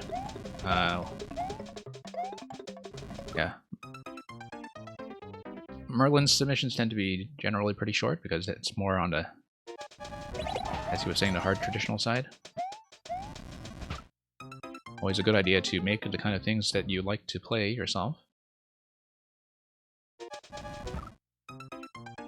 mean, I do think that, you know, makers should enjoy their own levels, and that if you're not enjoying your own level and you're just kind of creating it to punish other people, well, have fun with that clear check.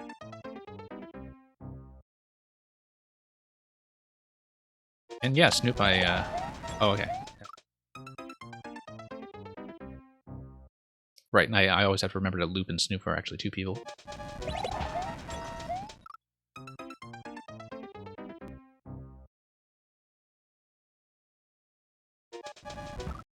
And, okay.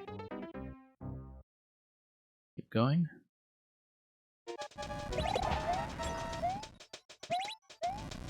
Yeah, I feel like this jump is going to be the main check here. Everything else, like, should be fine. We just need to think about how at the end. Because you pretty much need to catch and drop the POW right away, and then get through that 2-tile gap under the muncher.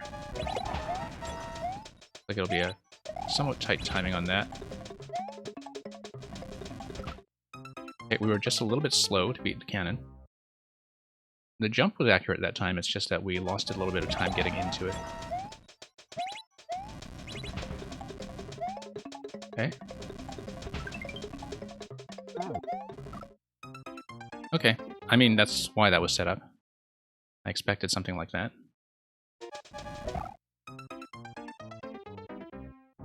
Probably just needed to do a fuller jump there. And yeah, we don't really have enough time to pick up a dash or anything on that lower segment, so yeah.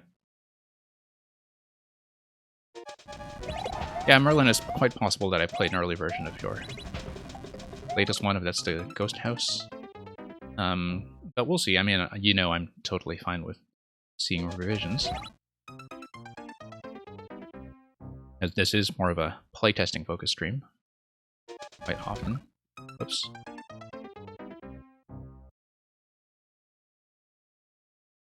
Yep, just need to clean up the little stuff here, but yeah, certainly nothing in this level is out of reach for me, and actually the timing on that jump there is more generous than it looks.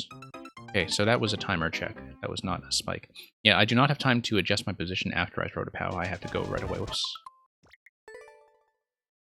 And so managing the last jump while not having the time to build momentum is going to be the thing that I'm checked against. The other thing is that I can just drop right off the donut block. I don't need to ride it all the way down. I can drop to the left, drop to the right, and throw the POW. I feel like riding the donut block all the way down is a mistake. But the positioning on that is fairly tight, so falling off the donut block, I think, might be a bit of an accuracy check. Okay. But I'm clearly losing time on that donut block, though, so if I am able to fall off of it accurately, then that would be the preferred method. No, I can't really fall off of it. Yeah, because if I fall off of it, I have to get back around to pick up the POW. And if I do that, then I'm losing a similar amount of time. It looks like the donut block would beat me down there, so I should just ride it down. Sort of interesting how the donut block is set up basically as a way to make the timer, you know, as tight as you wanted it to be. Because you pretty much could have moved that donut block to whatever height you wanted in order to enforce the timer with the level of precision that you were going for, so from the perspective of designing a somewhat strict 10-second time check, that's an interesting little tuning device. Whoops.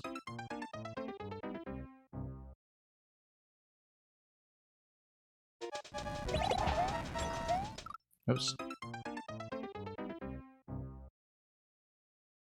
Yeah. Feels like I can get it. It's just the one adjustment I need to make at the end with not hesitating on the final jump. Like, I really do need to just gun it and trust that I can get over the 2 tiles of spikes, which is a bit scary because of the spike hitboxes in this game. Just being inflexible.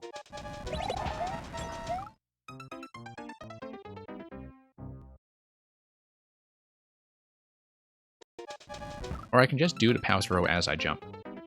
Like, POW throw into the muncher while I'm holding a jump, and maybe that's a better method. Because then when I'm sitting on the right of the POW, then I can build up a little bit of dash.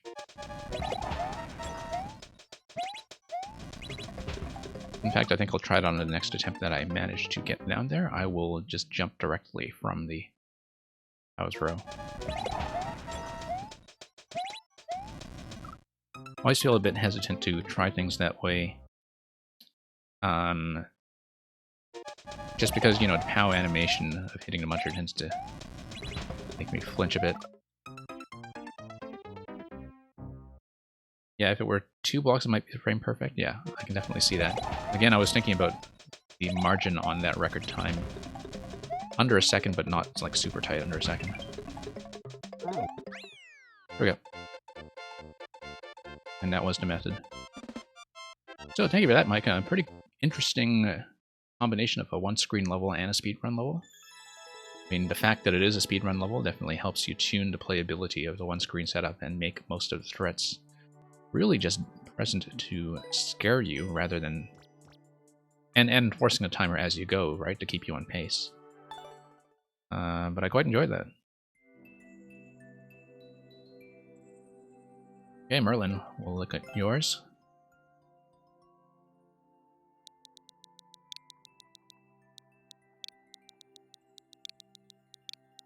And yeah, thank you for submitting.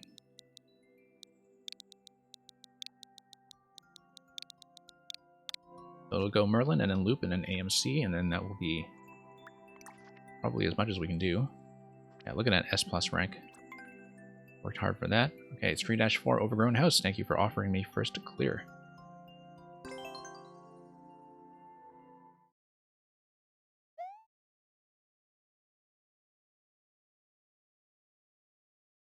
And yeah. Oh, I see we all got our stars in today for last week's Ninja speedrun. Yeah, I think I actually did play an early version of this. I remember this part here. Yeah, I got my 3-star badge as well. I was kind of surprised that the timer on that for the gold was actually as generous as 45 seconds. Sure, we'll do this optional thing. Just because. Whoops.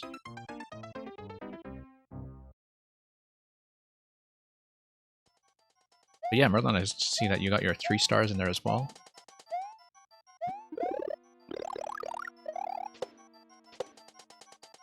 Yeah, that was definitely an Ninja level that I didn't think I would enjoy at first because it seemed like it was so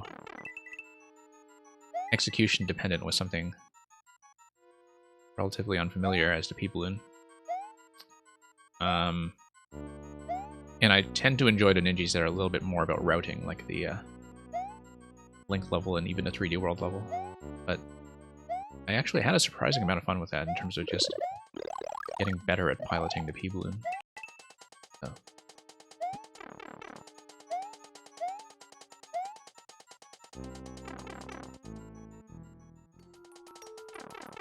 Yeah, right, because you are planning around the world setup. Yeah, I definitely remember this part. Okay. A little bit blind going into that saw, but I mean, you do get a chance to see it when it passes over the skull indicators, at least. Just that, you know, whenever you are dark, so you do have to proceed rather cautiously. Whoops. That's okay, it still feels reasonably fair. And it did the last time I played this too, so. Okay, skulls are just gonna light up the night. Yeah. I'm glad I don't really try for speed records on things like dark levels because, you know, trying to speed through a dark level seems like it would be very memory dependent. Nothing up here? Okay.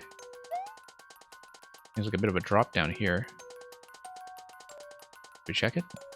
Yes, we should check it. Nope, we shouldn't check it. It had skulls there marking death. I should have known better than that.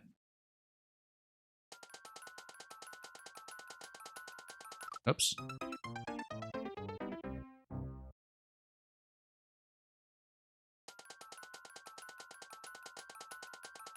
Yeah, I guess, you know, whenever I see something where the question is, should I check this very obviously dangerous spot? Whereas most players will say no, I tend to say yes. And it tends to be good for playtesting purposes. Because then I can check various edge cases or secret routes and so on that most people wouldn't look at, but it does mean that I run myself into a lot of trouble sometimes. Just from doing things in a way that is definitely not intended. And is sometimes very clearly signaled as not intended. Okay. Yeah, nice visibility on the piranhas here, actually. I mean, they just do have their natural visibility as enemies, but, you know, with these skull tracks under them as well to mark their position, I think it's surprisingly clear. Same here with the skulls on the ceilings. Whoops. I say that, of course. I bashed my head on it right away. And yeah, I see that the upper route is accessible. And it is very useful to have this arrow here because you do have a bit of a fork in this passageway. Like whenever you have two routes leading to one like that, I do think the arrows are helpful for the sake of clarity so people don't just take it as an open three-way junction. Whoop. Oh, okay, that was threatening. This you kind of had to do on trust. It seems like I'm a little bit too close to running into this spike here, but maybe it's safe.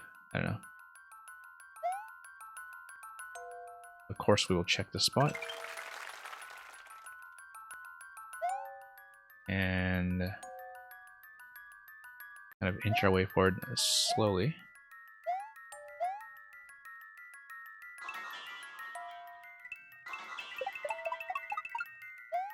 Okay, that was reasonably satisfying.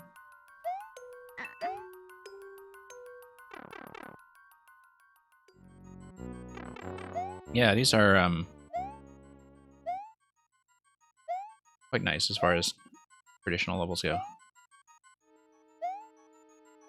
Yes, I'm going to check the spot, of course I am. Oh, I almost ran into that.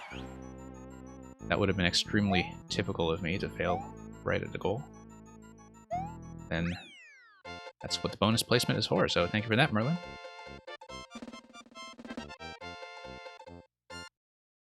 And yeah, I'm glad you appreciate that I check things somewhat thoroughly.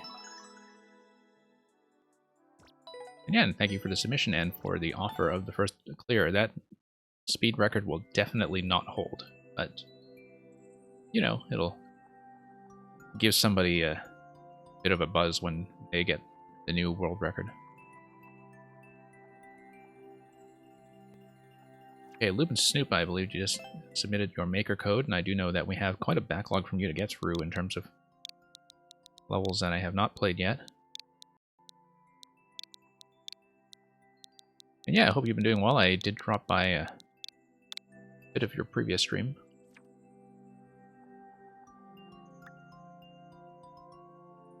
Kind of, yeah, I think it's very helpful, you know, when I'm always being nice to people who send me levels at very different levels of development, that you are around to play Bad Cop.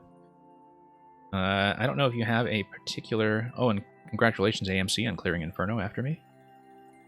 I don't know if you have a particular preference, or if it's just going to be my choice. Team Shell, although Team Shell would... Yes, that might be okay. Zozo Slam... Paul Simon tribute level. Interesting. Yeah, since we're near the end of the stream, maybe I won't do a shell level. This one caught my attention though and looked interesting, so but I might do it on a different stream. Let's put on some Final Fantasy VI music. It's been a long time since I've played it, but it does have a legendary soundtrack, and so maybe I'll remember this one.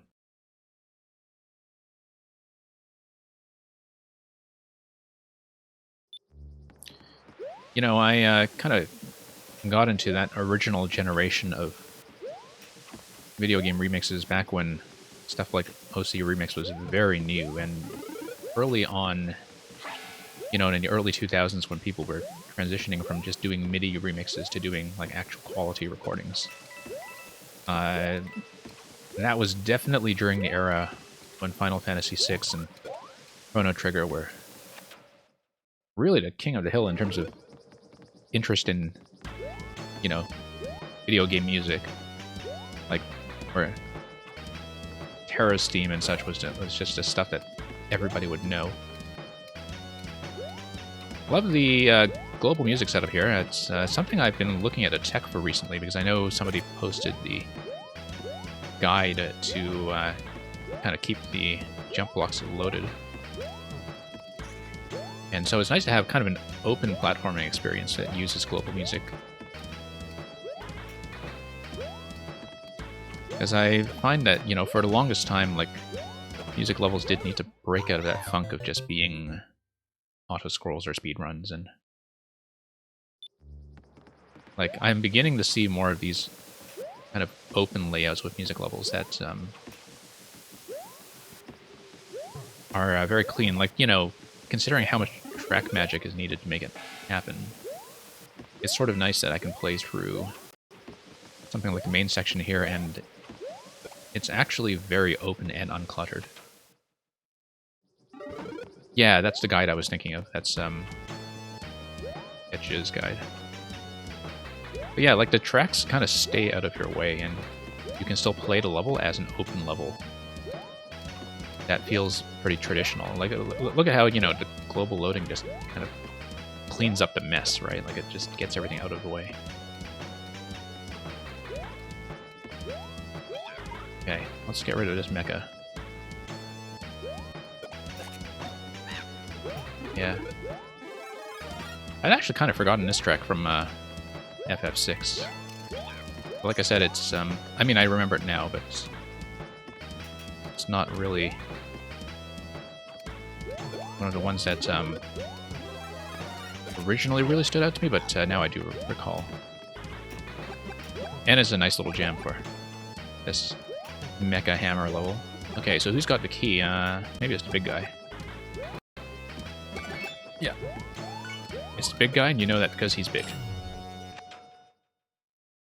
AMC, I use D-pad almost exclusively. I say almost because I actually did learn to play stick for the Balloon Ninja level last week.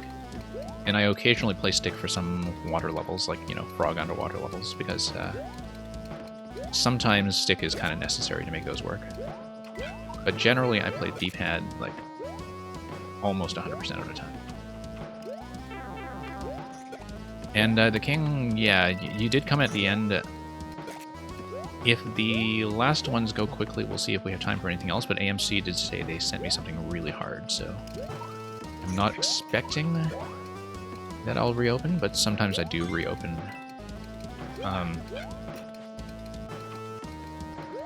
You know, if I have the flexibility to do so. Yeah, well, let's let Boom Boom not fall to his death. Alright, fine. Look at Boom Boom in this zero-gravity environment, or low-gravity environment, just, you know, running against the wind. Come on, Boom Boom. Oh, whoops. That was still in spike mode, unfortunately. Ah, yeah, okay, so that's the push.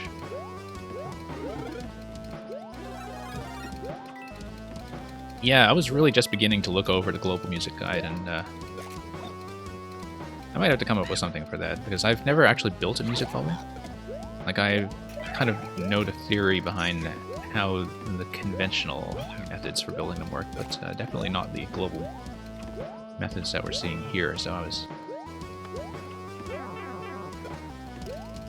I mean, it just seemed like a spectacular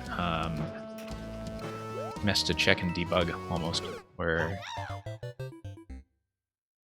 Okay, no, I did wall jump my way out of that pit previously, I just didn't have the reaction time to do so this time.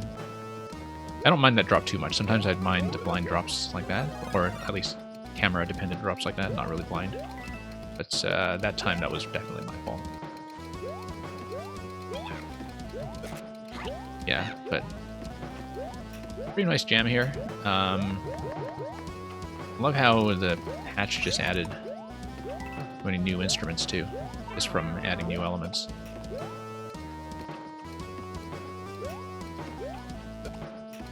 I don't know the instrument set well enough to kind of pick out what everything is, but... Alright, let's get a mushroom for safety. Oh, almost got hammered there. Let's get rid of this guy. Oh, okay, there's a series of blocks there, and we don't actually need to take out Boom Boom. Yeah, you should build a music level before attempting looping music, I agree. Even if it's just something to keep offline, because... it feels like it is a major learning curve in terms of understanding the basic principles of the track activations first, before you worry about global loading. That's quite true. Yeah, really nice track. And just a nice level even totally apart from that. It's just lovely how open it feels in terms of having lots of height to work with, but like I'm sure at Loop that like I know that, you know, you've got a lot of the same comfort zone as I do in terms of difficulty and traditional spacing and so on, so I think that definitely shows.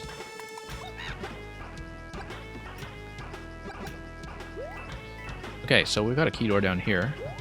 We'll have to search around a bit. We've got, oh, it's just pink coin based, of course, because we've been collecting those for this reason. Pink coins are entirely within this checkpoint series, so no need to worry about any kind of locking. And pretty clear visibility on this guy. Wow, you spent a lot of entities here getting all these blasters up. But it does give you the kind of two-way trick here of having these guys spawn as you infiltrate your ship. I love this, by the way. Look at this whole ship design. That you come in here, you steal the treasure, and stealing the treasure activates the trap. It's like burning 20 or 30 entities on that setup, but I think it's well worth it. And the thing is, you get to see that visually very early as well. Like, you come in on this side and you already know you should go for a coin here. So it's very satisfying to treat that as the last coin in a somewhat standard route. And yeah, given that you had to bust through the upper bricks to get down there in the first place, I guess that is supposed to be the capstone key coin by design. And that's GG hanging out the ceiling there, so as we dock into port. So thank you for that, Loop. And you say the combination is Fire Piranha and Blasta. Yeah, I know that the Blasta instrument definitely got a lot of people excited. Lots of entities left in the subworld. Okay. Yeah, really nice. Glad we got to see that. We mark that as a win. We'll get onto AMCs. Get ready for pain and suffering. Well, we did remark on that with the title earlier. And yeah. Loop, thanks for that. And we'll hopefully maybe see the ant shell level fairly soon. Given that was kind of 2% range and is probably manageable. But as I get to the end of the queue, I tend to pick easier stuff. And I say that, of course, as I come into Palace of Punishment, which has 0 clears on, as you were saying earlier, 1,000 attempts, 26 players. Escaping your fate is impossible here. Well, I mean, we did the clear check. So somebody escaped their fate.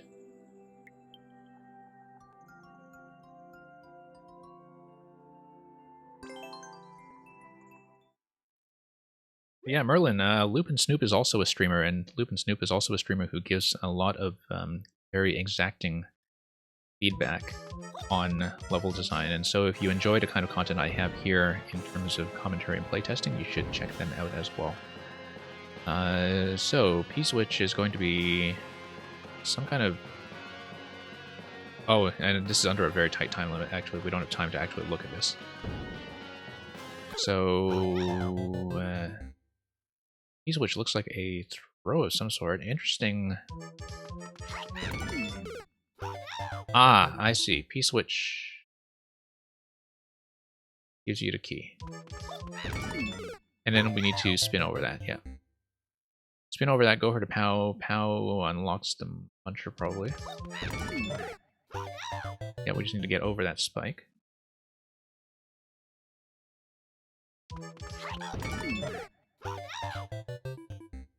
That's going to be a pretty tight jump over that spike. But at least we understand what the P-Switch is doing for us here. Yeah, it looks like we need to kind of get right off the edge. Maybe even do a crouch jump. Yeah, that was a crouch jump that time. We need to land very accurately onto the Pow and drop it right away in order to clear the muncher and go for the off switch. And, okay.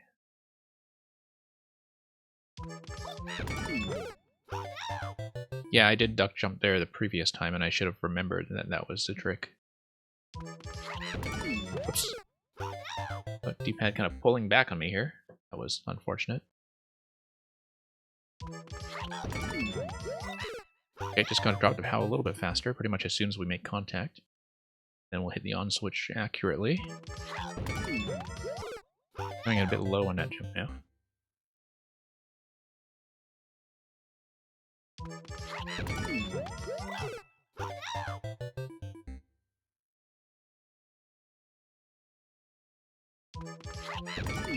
Okay.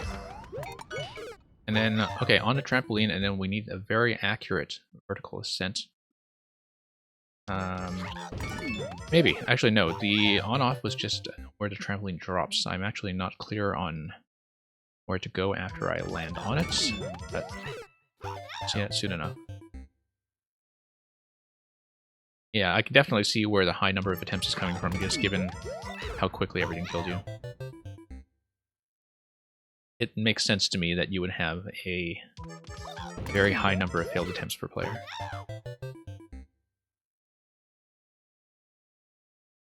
You know, we've probably blown 10 or 20 lives here already, so...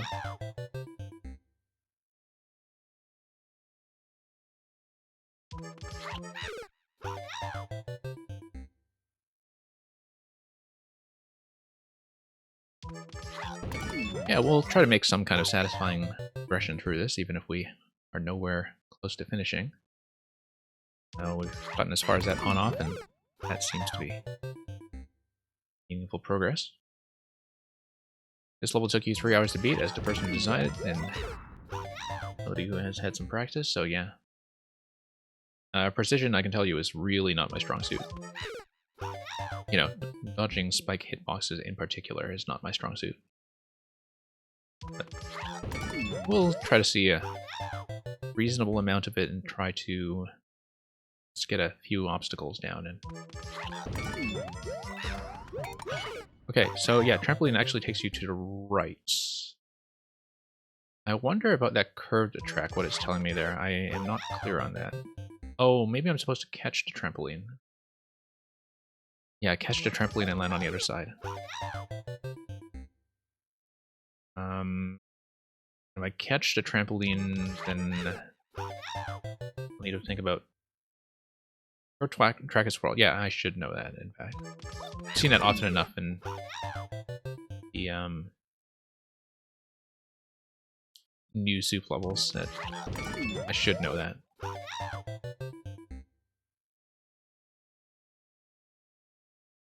Well, thank you for dropping by for so long, Merlin. It's nice of you to stay for pretty much the whole thing today. That takes some dedication.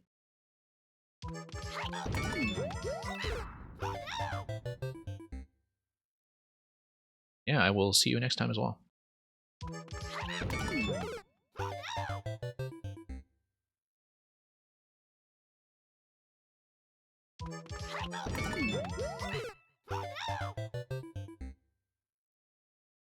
Okay, we'll just need to bang our heads against this until we get it. Right, and twirl. Looks like you fall and you twirl. When you fall and you twirl, then what happens? You... Looks like I'm definitely supposed to carry the trampoline up to the next segment, but then I need to find some way to clear that series of obstacles. I'm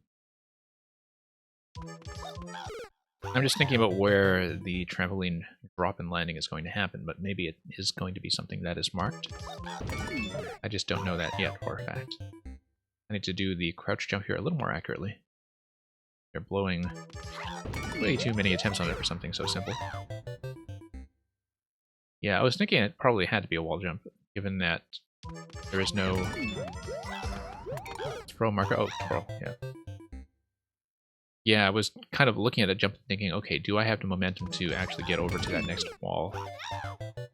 I guess I would, but it wasn't clear at that point if I was going to make it over spikes on the next wall after that, so... But I guess I'll just have to do a high jump there and trust that it works. Get a little bit late on power release every time.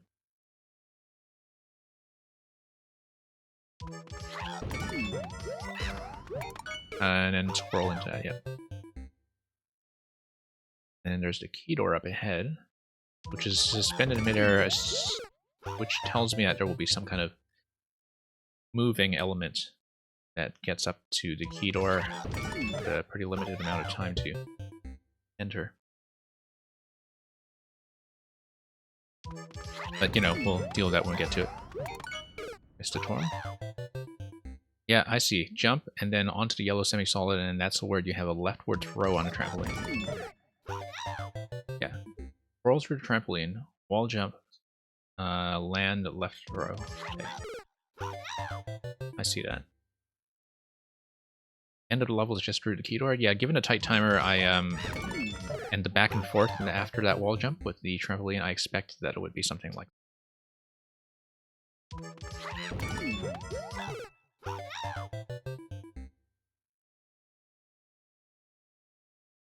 Yeah. Yes. For something so simple, we're still not executing this very.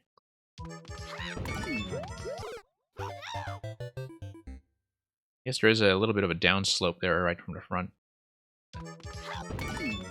Oops. After the door, I still have 13 seconds to the level? Okay, so I'm supposed to get to the door in 7 seconds. That's what you're telling me. Unless it is checkpoint dependent and you have a dev route that basically beat the timer and still somehow took you 3 hours to clear check. I mean, I guess like that would be one way to have a required checkpoint where this turns out to be longer than 20 seconds, is you would just have a dev route that gets you under 20 seconds. Okay, no dev route. Okay, so I just need to get there very quickly. Because 13 seconds after the key door, that is interesting, given that, like... Oh, whoops. Oh, I guess I'm only at 17 seconds up to that point, so... Okay, maybe I can see that happening, but that seems really quick. If I only have 7 seconds to get through main world. Whoops. Okay, need to crouch jump there properly. Surprisingly difficult to have the level of precision it takes to do that, and then have to twirl into that. I have not really done successfully.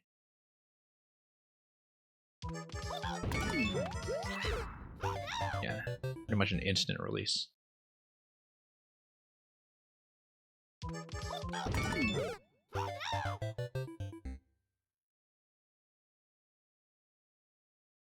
Okay.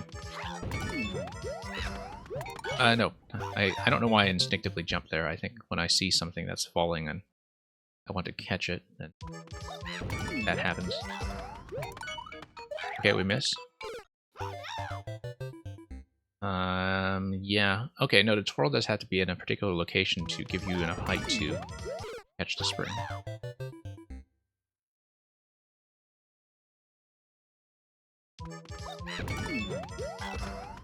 No. Twirl, twirl, twirl.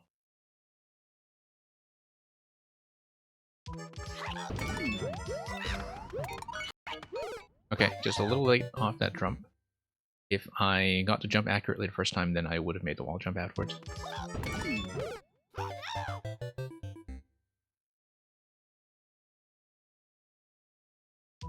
Okay.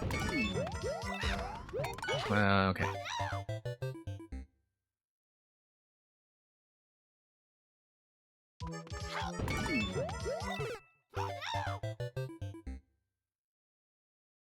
Yeah, we'll see. I'll try to get to a meaningful point in this level that makes me feel accomplished before I bail out on it. I think it's very clear that I'm not going to finish it, but you know, we'll try to make some progress and see more of it, and at least get through some of the learning curve of knowing what to do.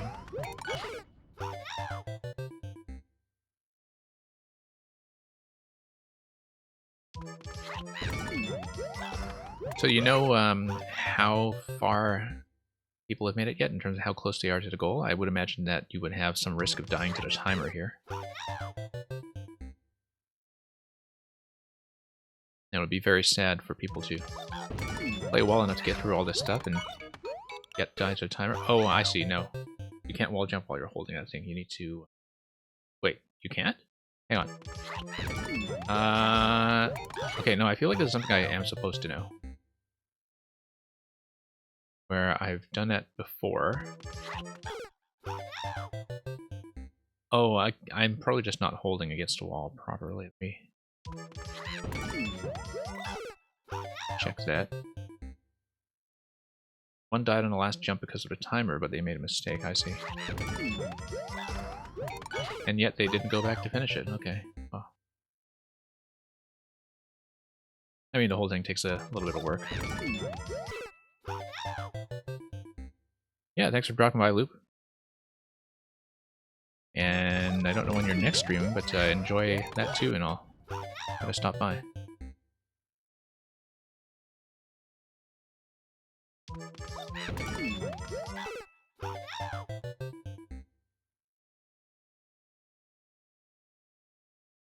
Okay.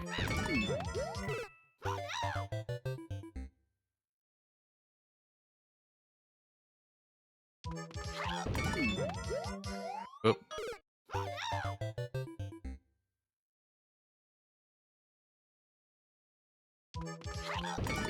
Oh, I see. Yeah, okay.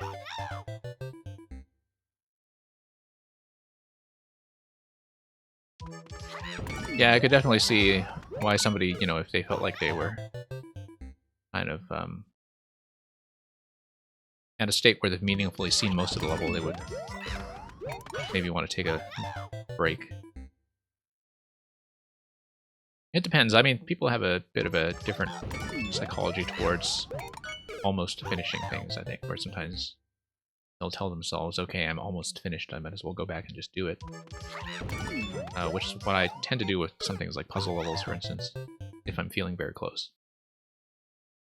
And whereas with some levels, you know, you kind of feel like you've seen the obstacles and you can do them, and you've proven that to yourself. So that point is not as urgent to get to clear, given that you've got the solutions. I've forgotten the twirl again. And moreover, that you know, with a level like this, like if you take a break from it, it's not like people are likely to steal the first clear from you before you get back to it, right? Like whoever already kind of made it to the end and ran into the timer, it's very likely if they ever go back to this, if you are invited back, that you would have a reasonably decent shot as a player to grab the clear on this before anybody else does. Yeah, holding a small child definitely would restrict your typing. Seems like that's the kind of thing that voice recognition would be designed for, but... Oh, it's interesting that we actually bumped our head with a short jump that time instead of twirling, and we still managed to get through that. Not that it helps me at all. Oh, Megamimi, yeah. Yeah, I know who that is. Good player. Looks like we actually need to drop the trampoline. I feel like I'm misreading that whole thing, because I can't do the wall jump there. I need to soft drop the trampoline and jump on it. I think everything up to that point is misleading. Particularly now that I have the clue of you telling me that there is a pretty tight time limit on getting to the locked door in the first place. Okay. Oh no, I guess not. Okay, mushroom up there and key door up there. Okay. I see, because that key door would presumably drop you over to one.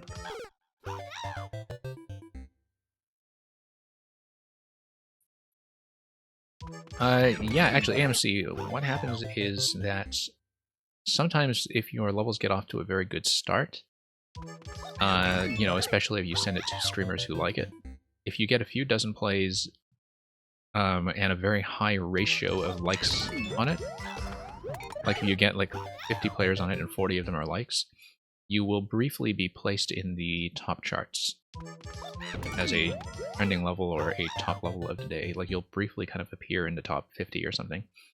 And it turns out a lot of players actually browse that. And so, like, when you get populated in the top list, you will have a very huge burst of players all of a sudden. And then they all boo your level, and then that stops. Because, you know, you get randoms that are maybe less receptive to the design than streamers or friends would be. But it is actually a very common pattern. That's, whoops, I actually have a wall jump finally.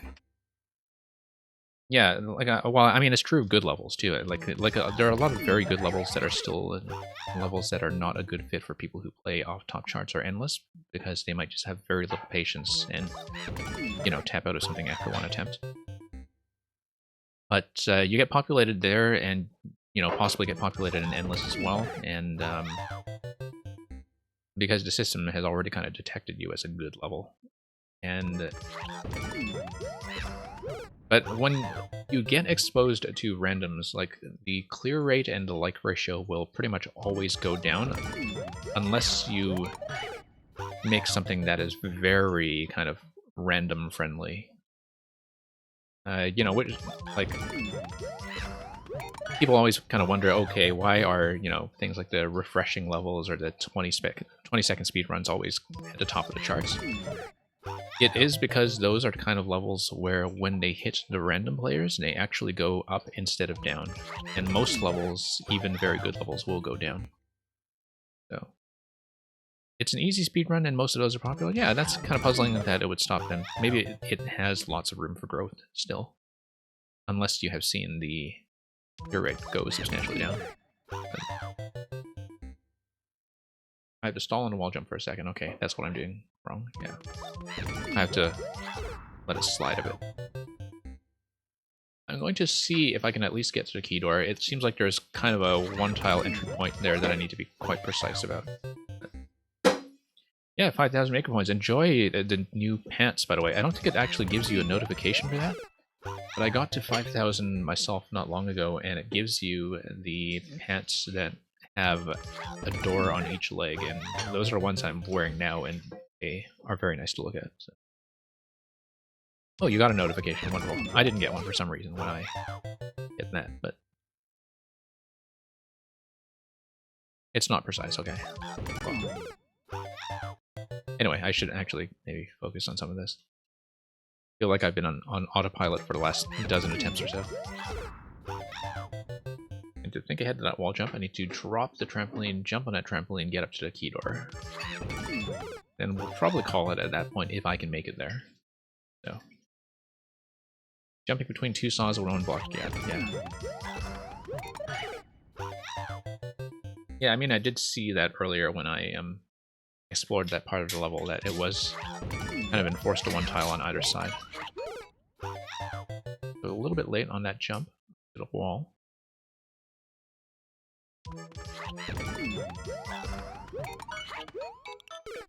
I did a bit of a slide. Oh, I know what's happening. I'm pulling away too soon directionally. I'm not pressing against a wall very hard. Hey, Megatefit, welcome. Megatefit, this is the last thing we are doing, so you came in right at the end, but I appreciate you coming by regardless. Saying hello. But yeah, we're just going to try to make a minimal bit of progression on this very difficult level, and then that will be pretty much the end for us today.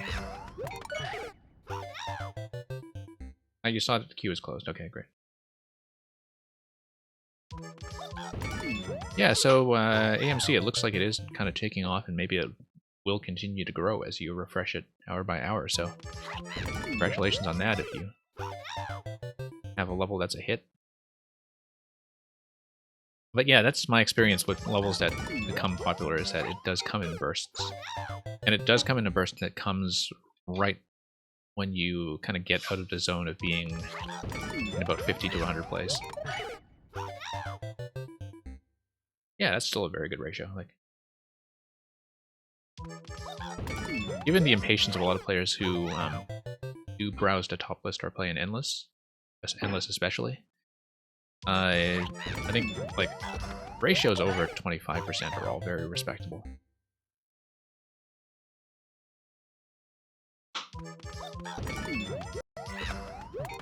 Oops.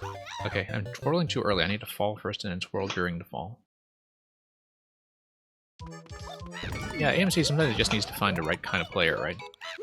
Oh no, dropped it too early.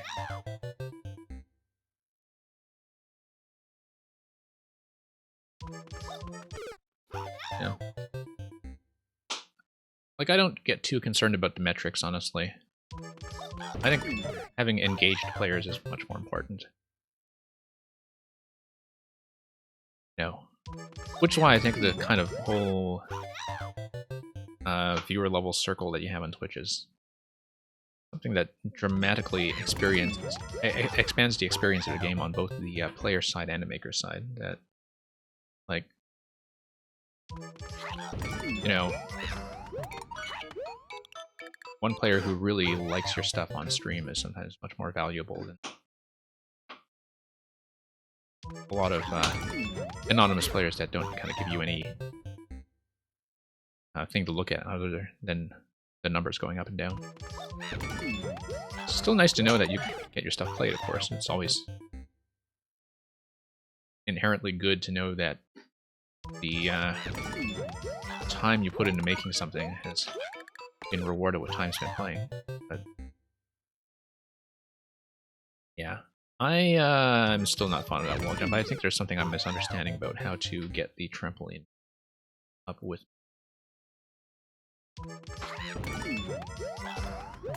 I don't totally trust the level when it comes to that wall jump. Oops. Yeah, throw to springs, slide for a second, then wall jump, yeah. I guess it would have to be. Whoops. Yeah, you would want to get it up to the top level, that's true.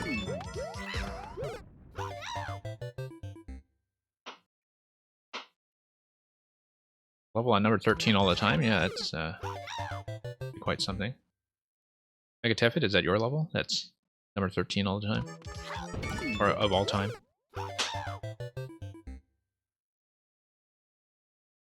Okay. Yeah, I'll have to look out for that one. I know I've played something by you before, but I don't think it was actually that. 3D World is massively underrated. I enjoy 3D World a lot as a style in this game.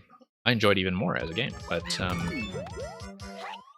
I feel like, you know, people coming in from Maker 1 who saw that 3D World was not open to a lot of same stacking and contraptions and such, like, just wrote it off too early, and then, you know, it means that there's a lot of cool mechanics in 3D World that wound up underused because of that.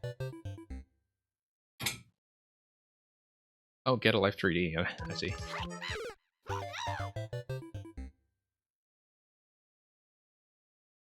Anti-troll level, yeah. I should look out for that. I don't think I've actually played that one, so I'll have to pull it up at some point. Yeah, I do viewer levels most of the week, but I also do just kind of a catch-up stream on the weekends, usually where I play makers off my own list, and might schedule that in for this week.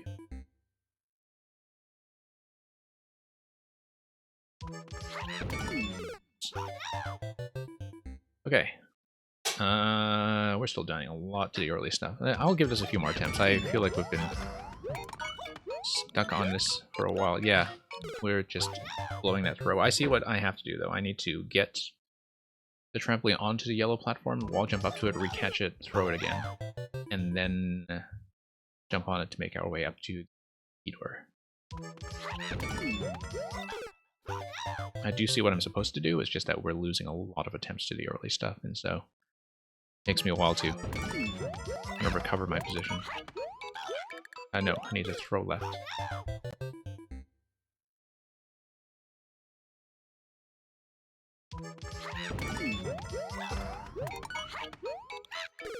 Yeah.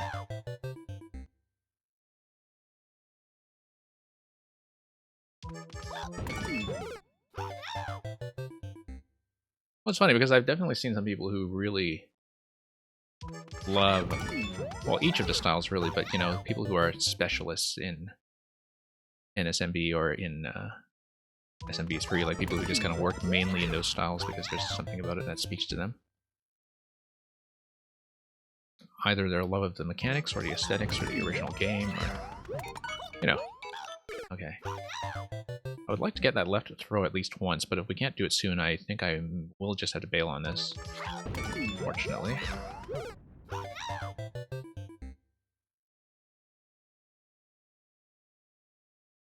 We've been on this one for quite a bit at this point.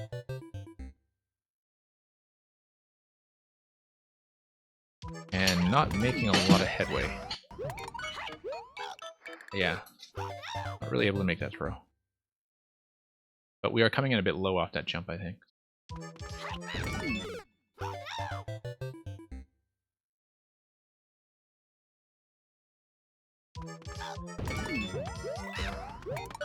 No, need to fall and then twirl.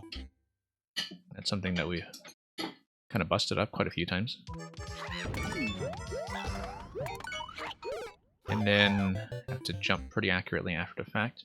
Yeah, sometimes I just react a little slowly to the fact of successfully catching the spring.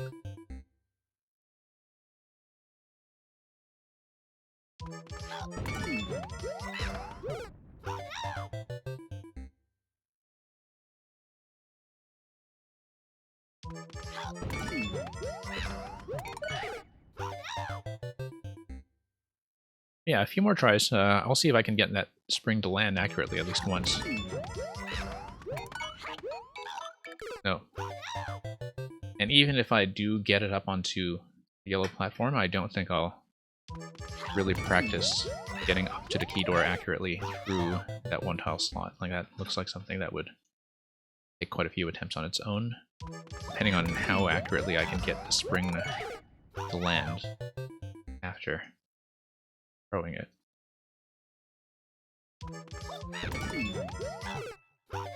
You know, I always wonder how people design stuff like this in terms of, like, do you do the platforming first and then add the precision stuff with all the spike placements, or you just kind of do it as you go?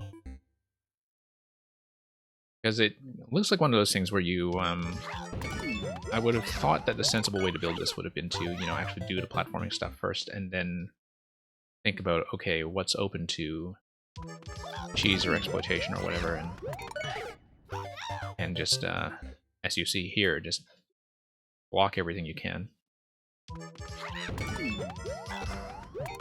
Because I don't know how people actually build this stuff. Whoa, we actually got it, we got it.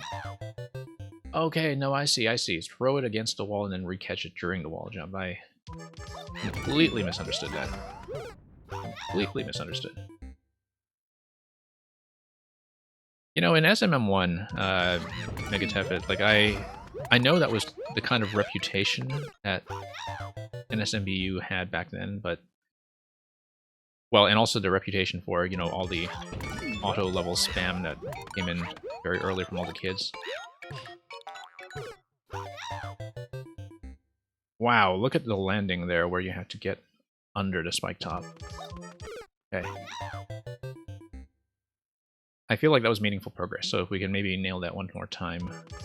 Yeah, I know that was kind of a reputation back then, but the thing is... I mean, I personally didn't stick around in Maker 1 long enough to really see that happen, because I actually took a break from Maker 1 for about 3 years and then went back to it in full force in early 2019, kind of to see how it was doing in the final months before Maker 2.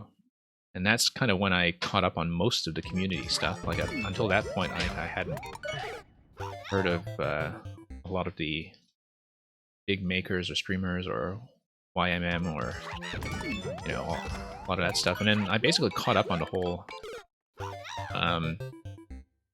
Maker 1 body of knowledge, I guess, and the whole community, like, as Maker 1 was coming to an end. So it was kind of interesting to hear a lot about these reputations that certain styles would have without actually seeing that evolve in real time.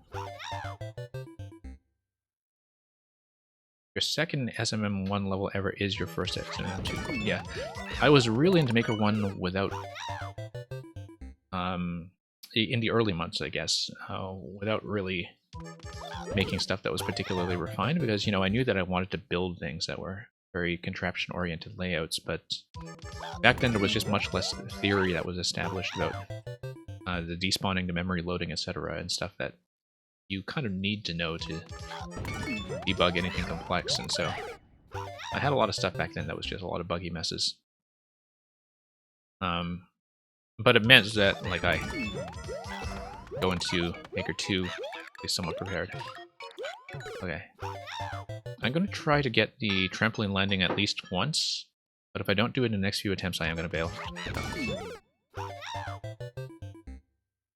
It would have been nice to get up to that door at least once, although I know that it's a pretty tight spot to fit into in terms of getting under that spike top.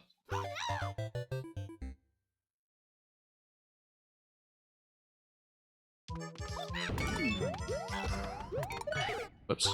Fall and then twirl. Fall and then twirl.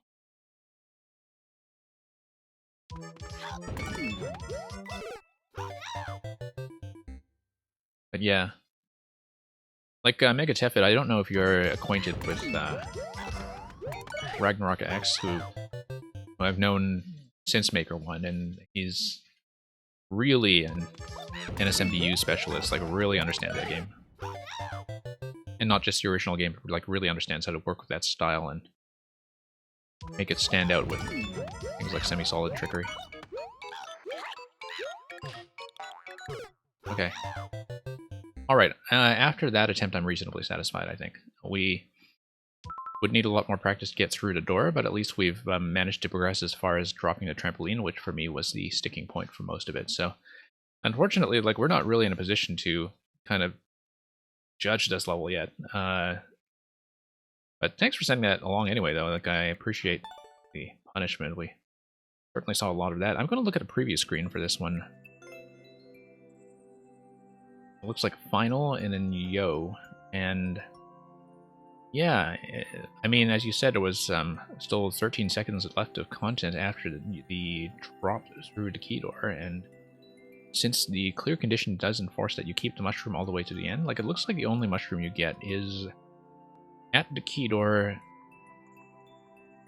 but you take a hit there, so it feels like you have to refresh a second mushroom at some point, doesn't it? Because if you grab the mushroom, it looks like you run into the spike top in that segment right away. And so I wouldn't think that that is the mushroom that you wind up keeping. But, you know, with a level like this, I just have no idea how to tell. But I kind of see the arrow markers for the path that kind of loops around after the key door exit and up to... Oh my goodness, is that a blue pipe there that takes you to... Wow, okay, yeah, no, there's quite a lot to this, actually, within the span of 20 seconds. Mushroom is at the end, yeah, okay.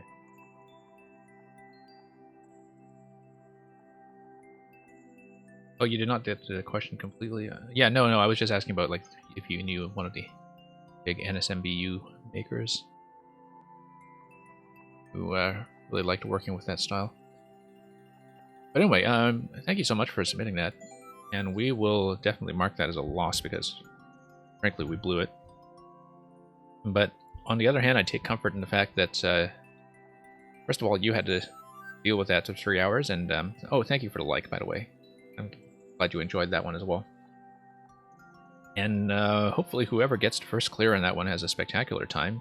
I mean, it looks like Mimi seems to be the closest so far by running it all the way to the timer. And at this point, I believe the queue is clear, so that will be all for today. Mega Tepid, thank you for dropping by so late as well, and hopefully we'll be able to catch some of your levels on another day. So at this point, I will usually scan around to pass you folks on to somebody else who is doing your levels or something else interesting. So just give me a minute and I'll scan around for somebody who's a target for a raid, and in the meantime, thank you for watching. And so, yeah, Mega, looking forward to your YMM stuff as well. So, Mega, I'm actually definitely going to do a YMM special for each of the releases. Like, I will be playing all of the project levels as they come out week to week, beginning in late June. And so for sure I will see your contributions to that. And so, yeah, thank you for watching. We will pass you on to somebody in just a minute, and have a good evening or good night wherever you are.